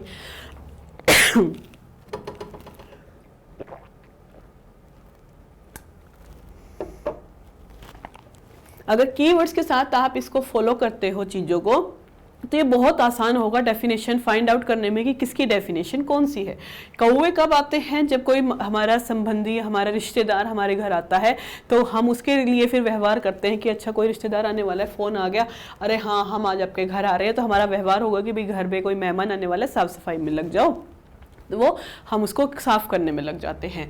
फिर हमारे मैकडोगल्स जी, डोनाल्ड जी के साथ इन्होंने ही आउटलाइन करके आलोचना की है वुंट जी की। चेतना शब्द हमारी मनोविज्ञान में आ गया, बड़े शर्म की बात है भाई, ठीक है। कॉन्शियस की जो इन्होंने आलोचना की है। इसी तरह से जब भी कोई नाम आए ना तो उनके बारे में पूरी डिटेल से देखा करो कि आपने अभी तक उसके बारे में क्या क्या पढ़ा है। जिससे क्या होगा, आप एक ही चीज़ को जब 2 से 3 बार रिकॉल कर लेंगे ना, दोबारा रिपीट कर दोगे, तो आपको वो चीज़ हमेशा के लिए याद हो जाएगी। कि मैकडोगल जी का नाम आया, आपको पता होना चाहिए मैकडूगल का अभी हमने क्या पढ़ा कि भाई उन्होंने जब स्टडी ऑफ कॉन्शियस बोला गया, वुंट जी ने बोला था, उसकी बड़ी आलोचना कर दी कि बड़े शर्म की बात है कि ये शब्द हमारे मनोविज्ञान के अंदर आ गया है। तो जीवित वस्तु के व्यवहार का विधायक विज्ञान, और उन्होंने क्या कह दिया, परिभाषा के अंदर भी जो मनोविज्ञान होता है वो जीवित वस्तुओं के साथ ही होता है। जो बर्गर पिज़्ज़ा खाए जाएंगे वो जीवित इंसान ही खाएंगे। पता चला हम जिसके लिए लेके जा रहे थे वो तो भाई मर गया है, तो वो तो खा नहीं सकता, तो अब क्या है, हमें ही खाना पड़ेगा। तो इस तरह से कनेक्ट करके भी बुरा मत मानना, ऐसे मैं सिर्फ एक समझाने के लिए कह रही हूँ। इस तरह से मेरा किसी के लिए हट करने की कोई ऐसी बात नहीं है कि मैं भी इस तरह से किसी एक्सपायर कोई हो गया तो उसके बारे में बात करूँ। तो बस हम समझने की कोशिश करेंगे कि जो भी बात हम कह रहे हैं किसी भी तरह से हमें याद करनी है। आप खुद से भी कुछ भी बना सकते हो जैसे आपको याद करने में आसानी हो। जरूरी नहीं है कि जो चीज़ें मैं आपको बता रही हूँ आप उसी तरह से याद करोगे। आपके खुद की भी सोच है। आप जब तक खुद से, मेरा तो ये मानना, जब तक हम खुद से कुछ क्रिएट नहीं करेंगे ना तब तक हम कुछ सीख ही नहीं पाएंगे। तो जरूरी है कि आप भी कुछ ऐसे ही कुछ कीवर्ड्स उठाएं और उस कीवर्ड्स के थ्रू आप उस चीज को याद रखने की कोशिश करें। फिर अब हम स्टार्ट करते हैं schools of psychology. Schools of psychology में आप देख रहे हैं कि हमारे 8 हैं। कितने हैं? 8 हैं। जो सबसे पहले हमारा स्ट्रक्चरलिज्म है, फिर फंक्शनलिज्म है, बिहेवियरिज्म है, गेस्टाल्टिज्म, psychoanalysis, humanistic, cognitive and harmonic. ये सारे हमारे 8 हैं, जिसमें कि थॉट्स, बेटा अब स्कूल ऑफ थॉट्स क्यों बने, स्कूल्स ऑफ साइकोलॉजी क्यों बने? अब मेरी सोच ये है कि भाई मुझे हर एक के साथ अच्छा व्यवहार करना अच्छा लगता है। मैं सबके साथ अच्छा करती हूँ, कोई मेरे साथ बुरा करता है तो मुझे अच्छा नहीं लगता। तो मैं जैसा मेरा खुद का व्यवहार है मैं ऐसे ही दोस्त ढूंढूंगी, ऐसे ही फैमिली में मैं ज़्यादा इंटरेक्शन, जितने भी हमारे रिलेटिव्स हैं उनमें मैं ऐसे ही लोगों को ज़्यादा अपने आसपास रखूँगी जो मेरी तरह सोचते होंगे, जिनका मेरी तरह व्यवहार होगा। लेकिन कई लोग ऐसे हैं जो भाई खुद अच्छा करना तो चाहते हैं लेकिन करते नहीं हैं, तो वो ऐसे ही लोगों को अपने पास रखेंगे जो सिर्फ कहने में बिलीव करते हैं, करने में बिलीव नहीं करते। तो ऐसे लोग आपस में मिलजुल के रहेंगे। कुछ लोग ऐसे हैं जो कुछ भी न्यूटन होते हैं कि भाई हमें तो ना अच्छा करना है ना बुरा, हमें अपने से मतलब है। कुछ ऐसे होते हैं जिन्हें दूसरों को बुरा करने में ही मजा आता है। तो देखा, जैसे कि हमारी नॉर्मल जिंदगी होती है ना, तो हम भी ऐसे ही लोगों के आसपास रहना पसंद करते हैं। तो यही हमारा स्कूल ऑफ साइकोलॉजी होता है कि जितने भी स्कूल्स ऑफ साइकोलॉजी बने वो इसलिए बने, सबकी सोच अलग थी, सबने मनोविज्ञान को अलग नज़रिए से देखा, अलग अलग मेथड्स यूज़ करके देखा। कि किसी ने अगर कहा है कि हम अपने सोच के अकॉर्डिंग दूसरे को ऑब्जर्व करेंगे तो मनोविज्ञान भी ऐसा ही होता है। तो कोई कहता है कि नहीं, अपनी खुद की सोच के अनुसार अगर आप दूसरे को जज कर रहे हो तो ये चीज़ गलत है। पहले आप दूसरे की सिचुएशन देखो, दूसरे का व्यवहार देखो, फिर आप उसको एक्सप्लेन करो। ऐसे कैसे कि आप अपने अकॉर्डिंग ना आपने ये देखा कि उसने किस सिचुएशन में, किस हालात में वो काम किया है जो उसने अभी आपको बुरा लग रहा है या अच्छा लग रहा है। कई बार हम कहते हैं कि ये तो बहुत अच्छा बच्चा है, ये तो बहुत अच्छा लड़का है अभी, या बहुत अच्छी लड़की है, देखो कितने अच्छे से व्यवहार कर रही है।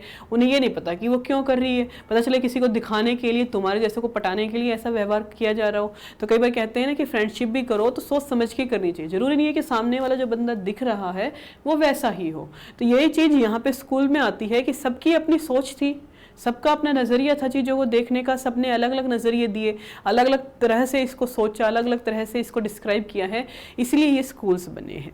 तो किसने इसको क्या कहा है? चलिए, तो सबसे पहले हमारा स्ट्रक्चरलिज्म आता है, संरचनावाद। जो ये आप फोटो देख रहे हैं ये हमारे वुंट जी की है, विलियम वुंट। किसकी है? विलियम वुंट जी की है। इन्हीं को क्या बोला जाता है? Father of psychology. क्या बोला जाता है? Father of psychology. अगर क्वेश्चन आपसे पूछ लिया जाए तो आपका नाम क्या आएगा? William Wundt. दूसरा, फादर ऑफ एक्सपेरिमेंटल, ठीक है, एक्सपेरिमेंट किसने किया? प्रायोगिक मनोविज्ञान के जनक कौन थे? तो भी आपका क्या आएगा? विलियम वुंट आएगा। अभी तक समझ आ रहा है? कोई दिक्कत, कोई परेशानी? बेटा कमेंट करके ना बता दो, और फिर कुछ भी अगर डाउट हो तो थम्स अप ही कर दिया करो कमेंट में, कि पता चले कि हाँ क्लास चल रही है और आप लोग समझ रहे हो। कहीं पे ऐसा ना हो कि मैं स्पीडली पढ़ाती रहूँ फिर आपको पीछे कोई दिक्कत हो जाए। तो कहीं पे भी कोई डाउट होता है तो पूछ लिया करो कमेंट करके। तो ये नहीं बोला जाता है फादर ऑफ साइकोलॉजी, मनोविज्ञान का जनक, ठीक है। ओके ओके, ठीक है। तो बेटा कई बच्चे ऐसे होंगे जो हिंदी में भी देखेंगे, तो जिन्हें सिर्फ जो हिंदी से ही पढ़ते आए हैं, तो कहीं ना कहीं उनके लिए भी ये चीज़ देखनी पड़ती है कि उन बच्चों को कोई दिक्कत ना हो। अदरवाइज ऐसी कोई बात नहीं है कि हम हिंदी के टिपिकल वर्ड्स यूज़ ना करें। बाकी मेरी कोशिश रहेगी कि हिंदी के ज़्यादा मुश्किल जो शब्द है मैं इस्तेमाल ना करूँ, इंग्लिश का और सिंपल लैंग्वेज में मैं आपको एक्सप्लेन करूँ। लेकिन कई होते हैं जो सिर्फ हिंदी से ही पढ़ते हैं, उन्हें हिंदी के ही शब्द, क्योंकि मनोविज्ञान में फिर एग्जाम में वही शब्द इस्तेमाल होते हैं, तो उन शब्द से फेमिलियर कराने के लिए बच्चों को कई बार हिंदी के ये सारे शब्द इस्तेमाल करने पड़ते हैं। बाकी मैं समझाने के लिए हर एक तरह के शब्दों का इस्तेमाल करूँगी। तो अगर फिर भी अगर कोई शब्द ऐसा आ जाते हैं, कोई भी ऐसे शब्द में मैं अगर ऐसा कर देती हूँ तो कमेंट करके बता देना, वहीं पे आपको अच्छे से और अच्छे से एक्सप्लेन कर दिया जाएगा। तो विलियम वुंट जी को इन्होंने स्ट्रक्चरलिज्म्स, इसे हिंदी में संरचनावाद बोला जाता है। क्वेश्चन आ जाता है कई बार कि संरचनावाद के जनक कौन थे, संरचनावाद जो स्कूल है वो किसने दिया था, तो वो हम कहते हैं विलियम वुंट जी ने दिया था। विलियम वुंट को फादर ऑफ साइकोलॉजी इसीलिए ही बोला जाता है क्योंकि इन्होंने सबसे पहले मनोविज्ञान के लिए एक प्रयोगशाला, एक लेबोरेटरी बनाई। क्या बनाई? एक लैब बनाई। उस लैब के अंदर उन्होंने एक्सपेरिमेंट किया है, जैसा कि आप यहाँ नीचे देख रहे हैं कि 1879 में psychologies first laboratory in lip sync university, जो सबसे पहली साइकोलॉजी की लैब बनी थी वो 1879 में बनी थी, वो इन्होंने ही बनाई थी। किसने? विलियम वुंट ने। नहीं बेटा, अगर आपसे सबसे पहले पूछा जाए कि जनक कौन थे, मनोविज्ञान के जनक कौन थे, कि सबसे पहले जो मनोविज्ञान को एक्सप्लेन किया है वो कौन है, तब एरिस्टोटल का नाम आता है, अरस्तु का नाम आता है। लेकिन अगर मनोविज्ञान का आपसे पूछ लिया जाए फादर ऑफ साइकोलॉजी कौन है, उनका ना पहले ही पूछा जाएगा कि सबसे पहले एक्सप्लेन किसने किया है। डायरेक्टली क्वेश्चन आ जाएगा। अगर ऐसा कुछ एग्जामिनर के मन में रहा कि वो अरस्तु आंसर चाहता है तो वो वुंट जी का नाम नहीं देगा। अगर अरस्तु जी का क्वेश्चन आ जाता है कि मनोविज्ञान का जनक, तो वो पूछ लेगा अतीत में या प्रारंभ में सबसे पहले मनोविज्ञान का जनक किसे कहा जाता है, तब आप अरस्तु को लेंगे, तब आप एरिस्टोटल को लेंगे। अदरवाइज सिंपल क्वेश्चन है मनोविज्ञान के जनक कौन है या प्रायोगिक लेबोरेटरी एक्सपेरिमेंटल साइकोलॉजी के फादर कौन है, तब आप वुंट जी का नाम लोगे। ठीक है, क्लियर है? अरस्तु तब आएगा जब प्राचीन समय में सबसे पहले आपसे पूछा जाएगा कि सबसे पहले जो है वो किसने कहा था, तब आएगा कि। लेकिन जो फादर ऑफ साइकोलॉजी कहीं पे भी बेसिकली जो क्वेश्चंस पूछे जाते हैं वो वुंट जी से ही निकलते हैं कि फादर ऑफ साइकोलॉजिस्ट कौन है, मनोविज्ञान के जनक कौन है, तो वो आपके आते हैं पिता।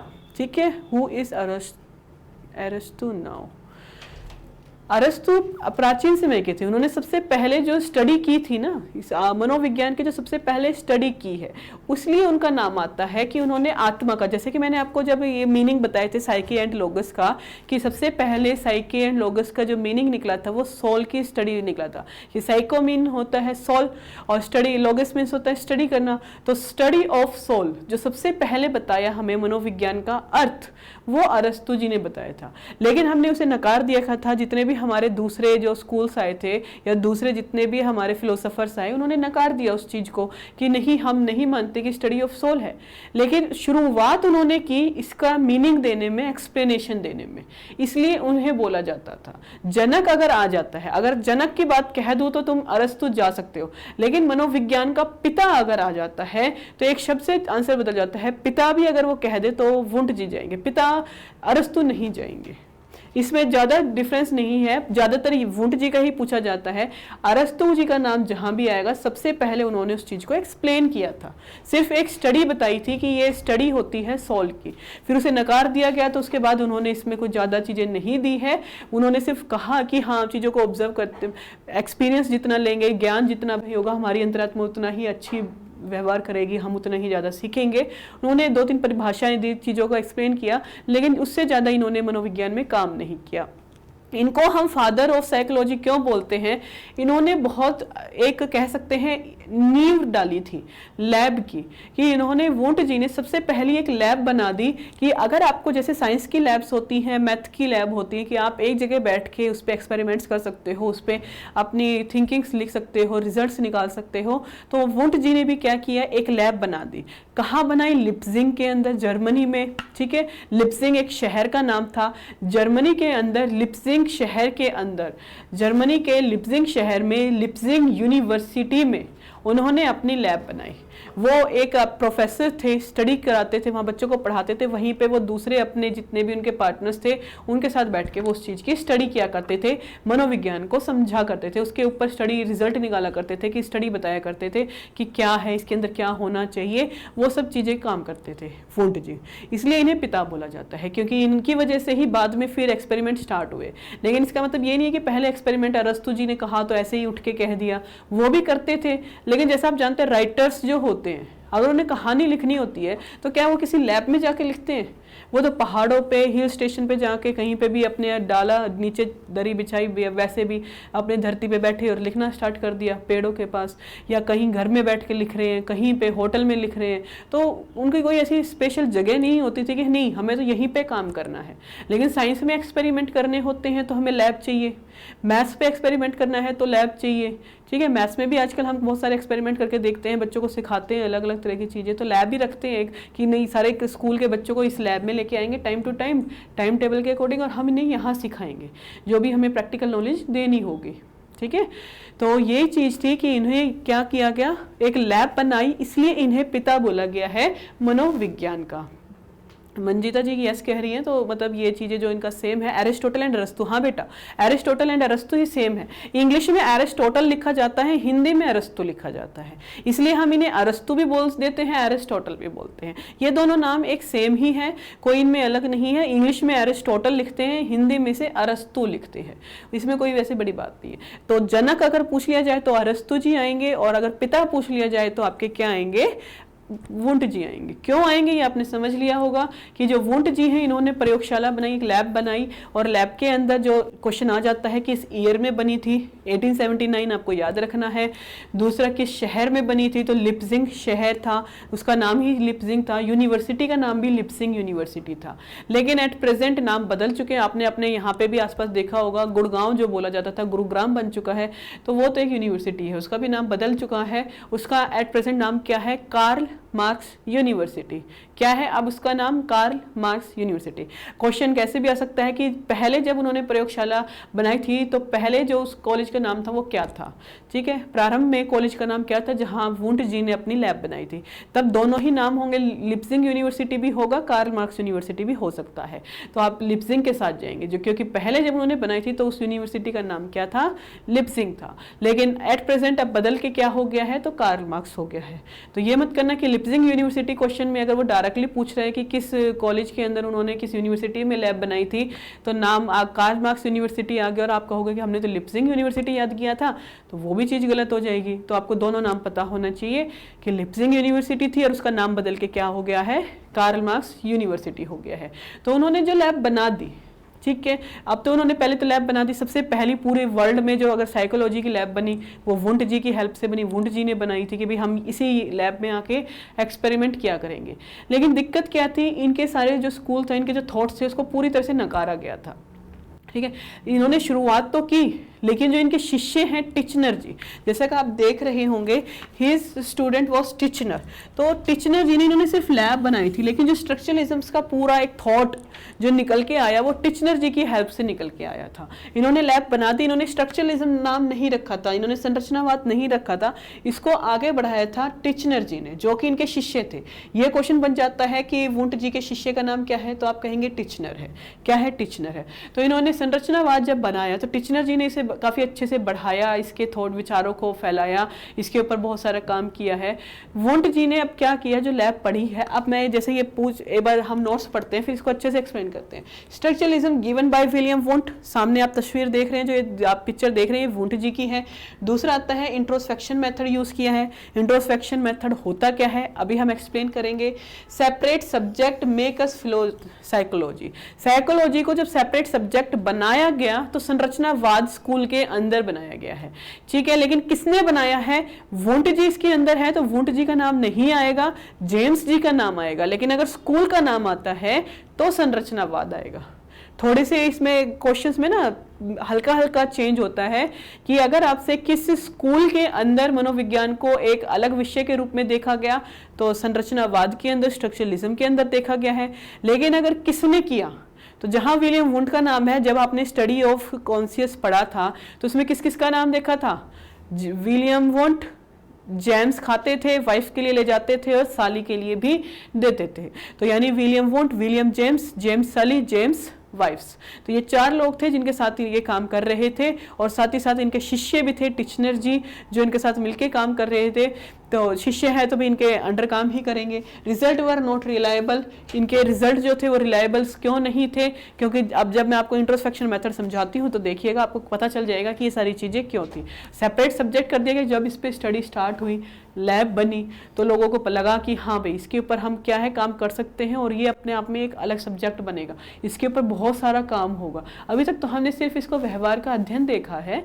अभी जितने भी चीज़ें हैं, लोग का जो पर्सनैलिटी लोगों की बनती है वो क्यों बनती है, जो लोग भी मोटिवेट होते हैं तो कैसे होते हैं, क्यों होते हैं, जो लोग सीखते हैं, रेनफोर्समेंट जब आता है, गलतियाँ जो होती हैं, कैसे लर्निंग होगी, कैसे लोग मोटिवेट होंगे, जो हमारे NCFs वगैरह आते हैं कैसे उसमें बदलाव होगा, ये सारी चीज़ें हमें जब सीखेंगे तो ये बहुत बड़ा सब्जेक्ट है यार। कहाँ कहाँ हम इसे फिलोसफी के अंदर रखेंगे?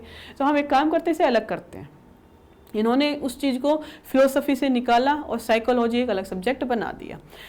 अब इन्होंने इंट्रोस्पेक्शन मेथड यूज़ कर दिया। अब इंट्रोस्पेक्शन क्या होता है? अब मैं यहाँ बैठे बैठे कह दूँ कि भाई ये बच्चे पढ़ने वालों में से नहीं है, जो क्लास ले रहे हैं ना, किसी को अब पढ़ने में इंटरेस्ट ही नहीं है।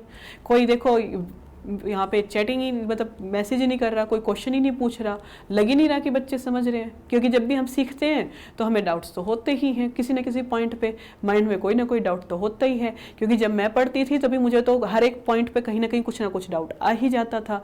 तो ये बच्चे डाउट पूछ ही नहीं रहे, इसका मतलब बस ये चला के छोड़ा हुआ है इन्होंने, बस ऐसे ही काम करते करते सुन रहे हैं, इनको कोई फ़र्क नहीं पड़ रहा कि सीखना है। अब ये जो बातें मैं कह रही हूँ, ये मैंने जब ये खुद सीखा तो मुझे डाउट होते थे। तो मुझे लगता है कि अगर बच्चा सीख रहा है, क्लास ले रहा है, तो डाउट होने चाहिए, ज़रूरी है डाउट होना। तो मेरी सोच है। लेकिन हो सकता है बच्चे इंटेलिजेंट भी, पहले से भी उन्हें पता हो, कुछ वो समझ पा रहे हो चीज़ों को, इसलिए वो डाउट में नहीं है, उन्हें कोई डाउट नहीं है। हो भी तो सकता है, ऐसा है भी इंटेलिजेंट बच्चे हैं हमारी क्लास में, उन्हें नॉलेज है और जो चीज़ हम समझा रहे हैं बच्चे समझ पा रहे हैं, तो इस कोई डाउट ऐसा भी आ ही नहीं रहा है।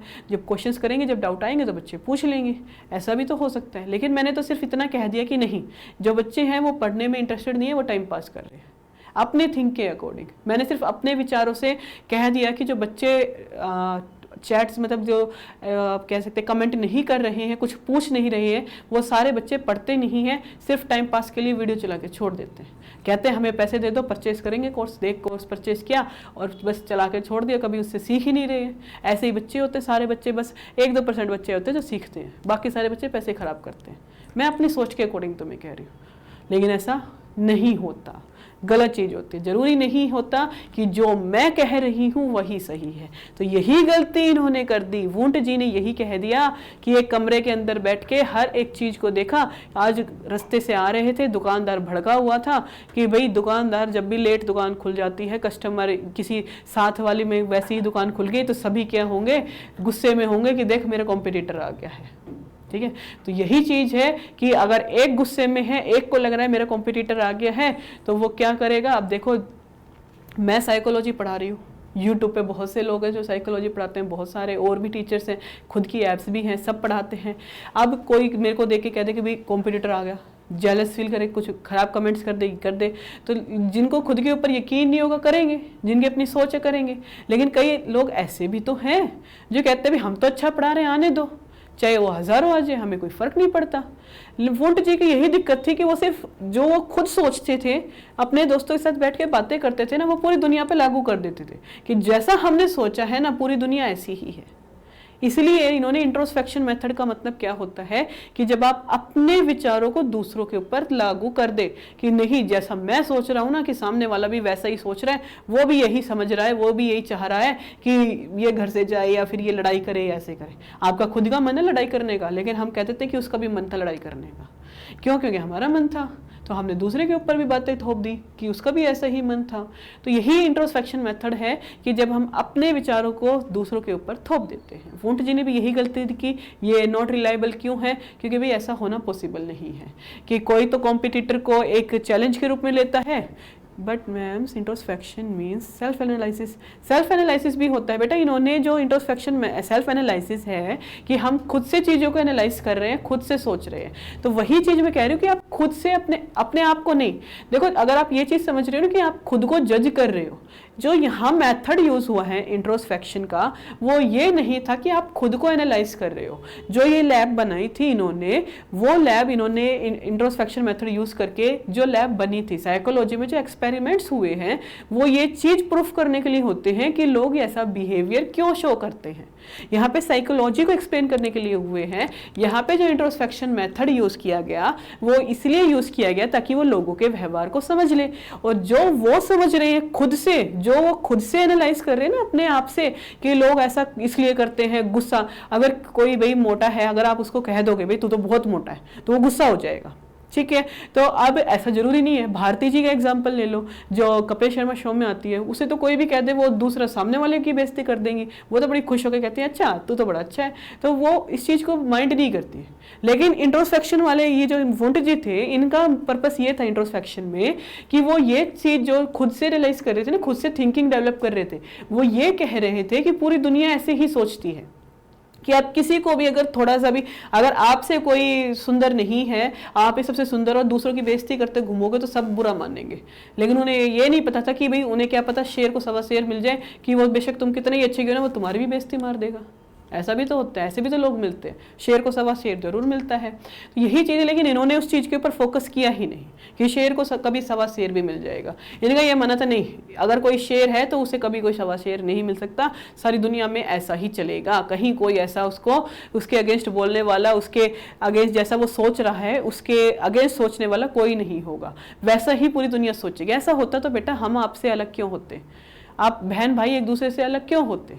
जैसा एक बंदा सोच रहा है, अगर वैसे ही सारी दुनिया बिहेव करने लगे, घर में आप खुद ही देखो, आपको जल्दी गुस्सा आता है, आपके दूसरे बहन भाई बातों को हंसी मजाक में टाल जाते हैं, क्यों? उनका नजरिया अलग है।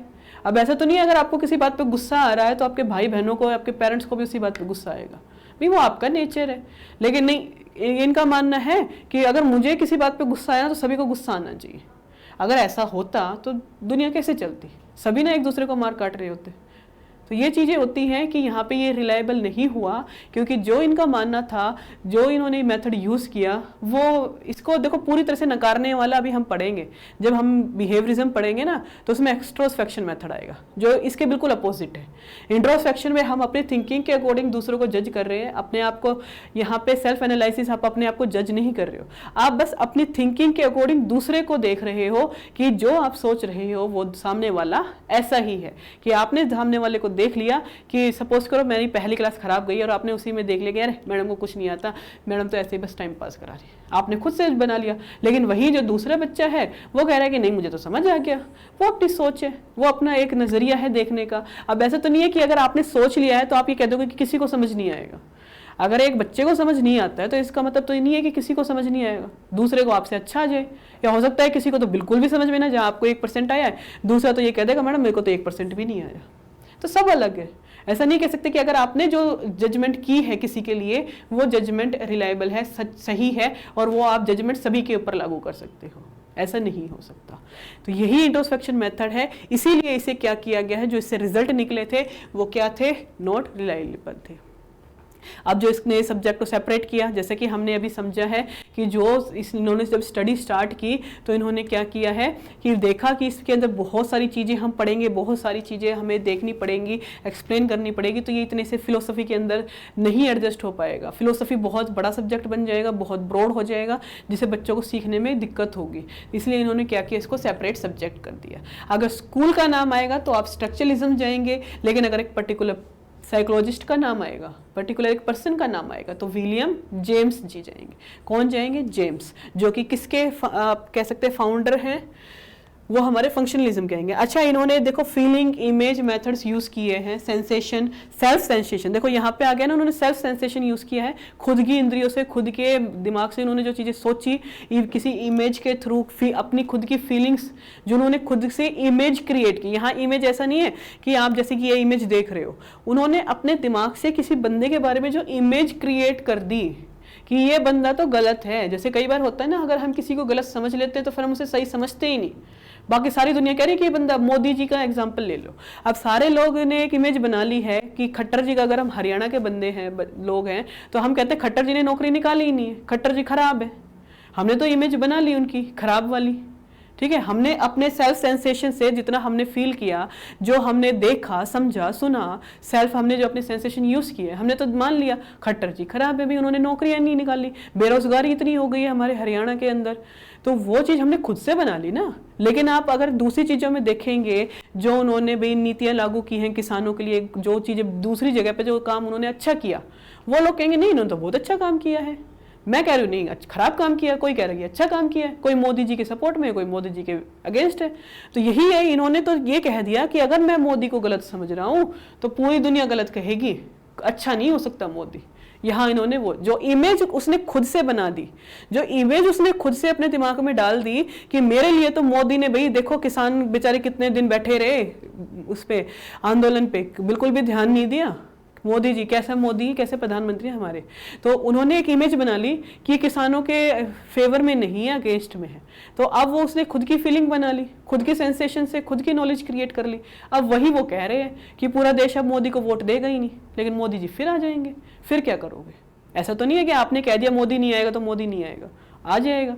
तो वही चीज़ यहाँ पे यूज़ हुई थी इंट्रोस्पेक्शन में, कि इन्होंने तो खुद से कह दिया कि भाई ऐसा है और ये काम तो पूरी दुनिया में ऐसे ही होगा, तो वो चीज़ क्या है, गलत थी, रिलायबल नहीं थी। अब मैंने कह दिया दोबारा मोदी नहीं आएगा, तो मैंने अपनी फीलिंग के अकॉर्डिंग कहा है, मैंने खुद से जो देखा, सुना, समझा, जो मैंने फीलिंग बनाई, जो इमेज मैंने मोदी जी की बना रखी है, मैंने उसके अकॉर्डिंग बोला है। भाई डेमोक्रेटिक कंट्री, हम तो कुछ भी सोच सकते हैं, कुछ भी बना सकते हैं, तो वही चीज़ है। लेकिन अब ऐसा तो जरूरी नहीं है कि वैसा ही होना है।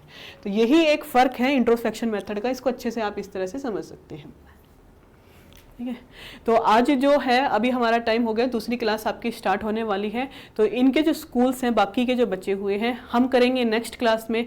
आई होप आपको अच्छे से समझ आया होगा। कोई डाउट हो तो अभी आप एक बार कमेंट कर दें, फिर हम अपनी क्लास को एंड करते हैं।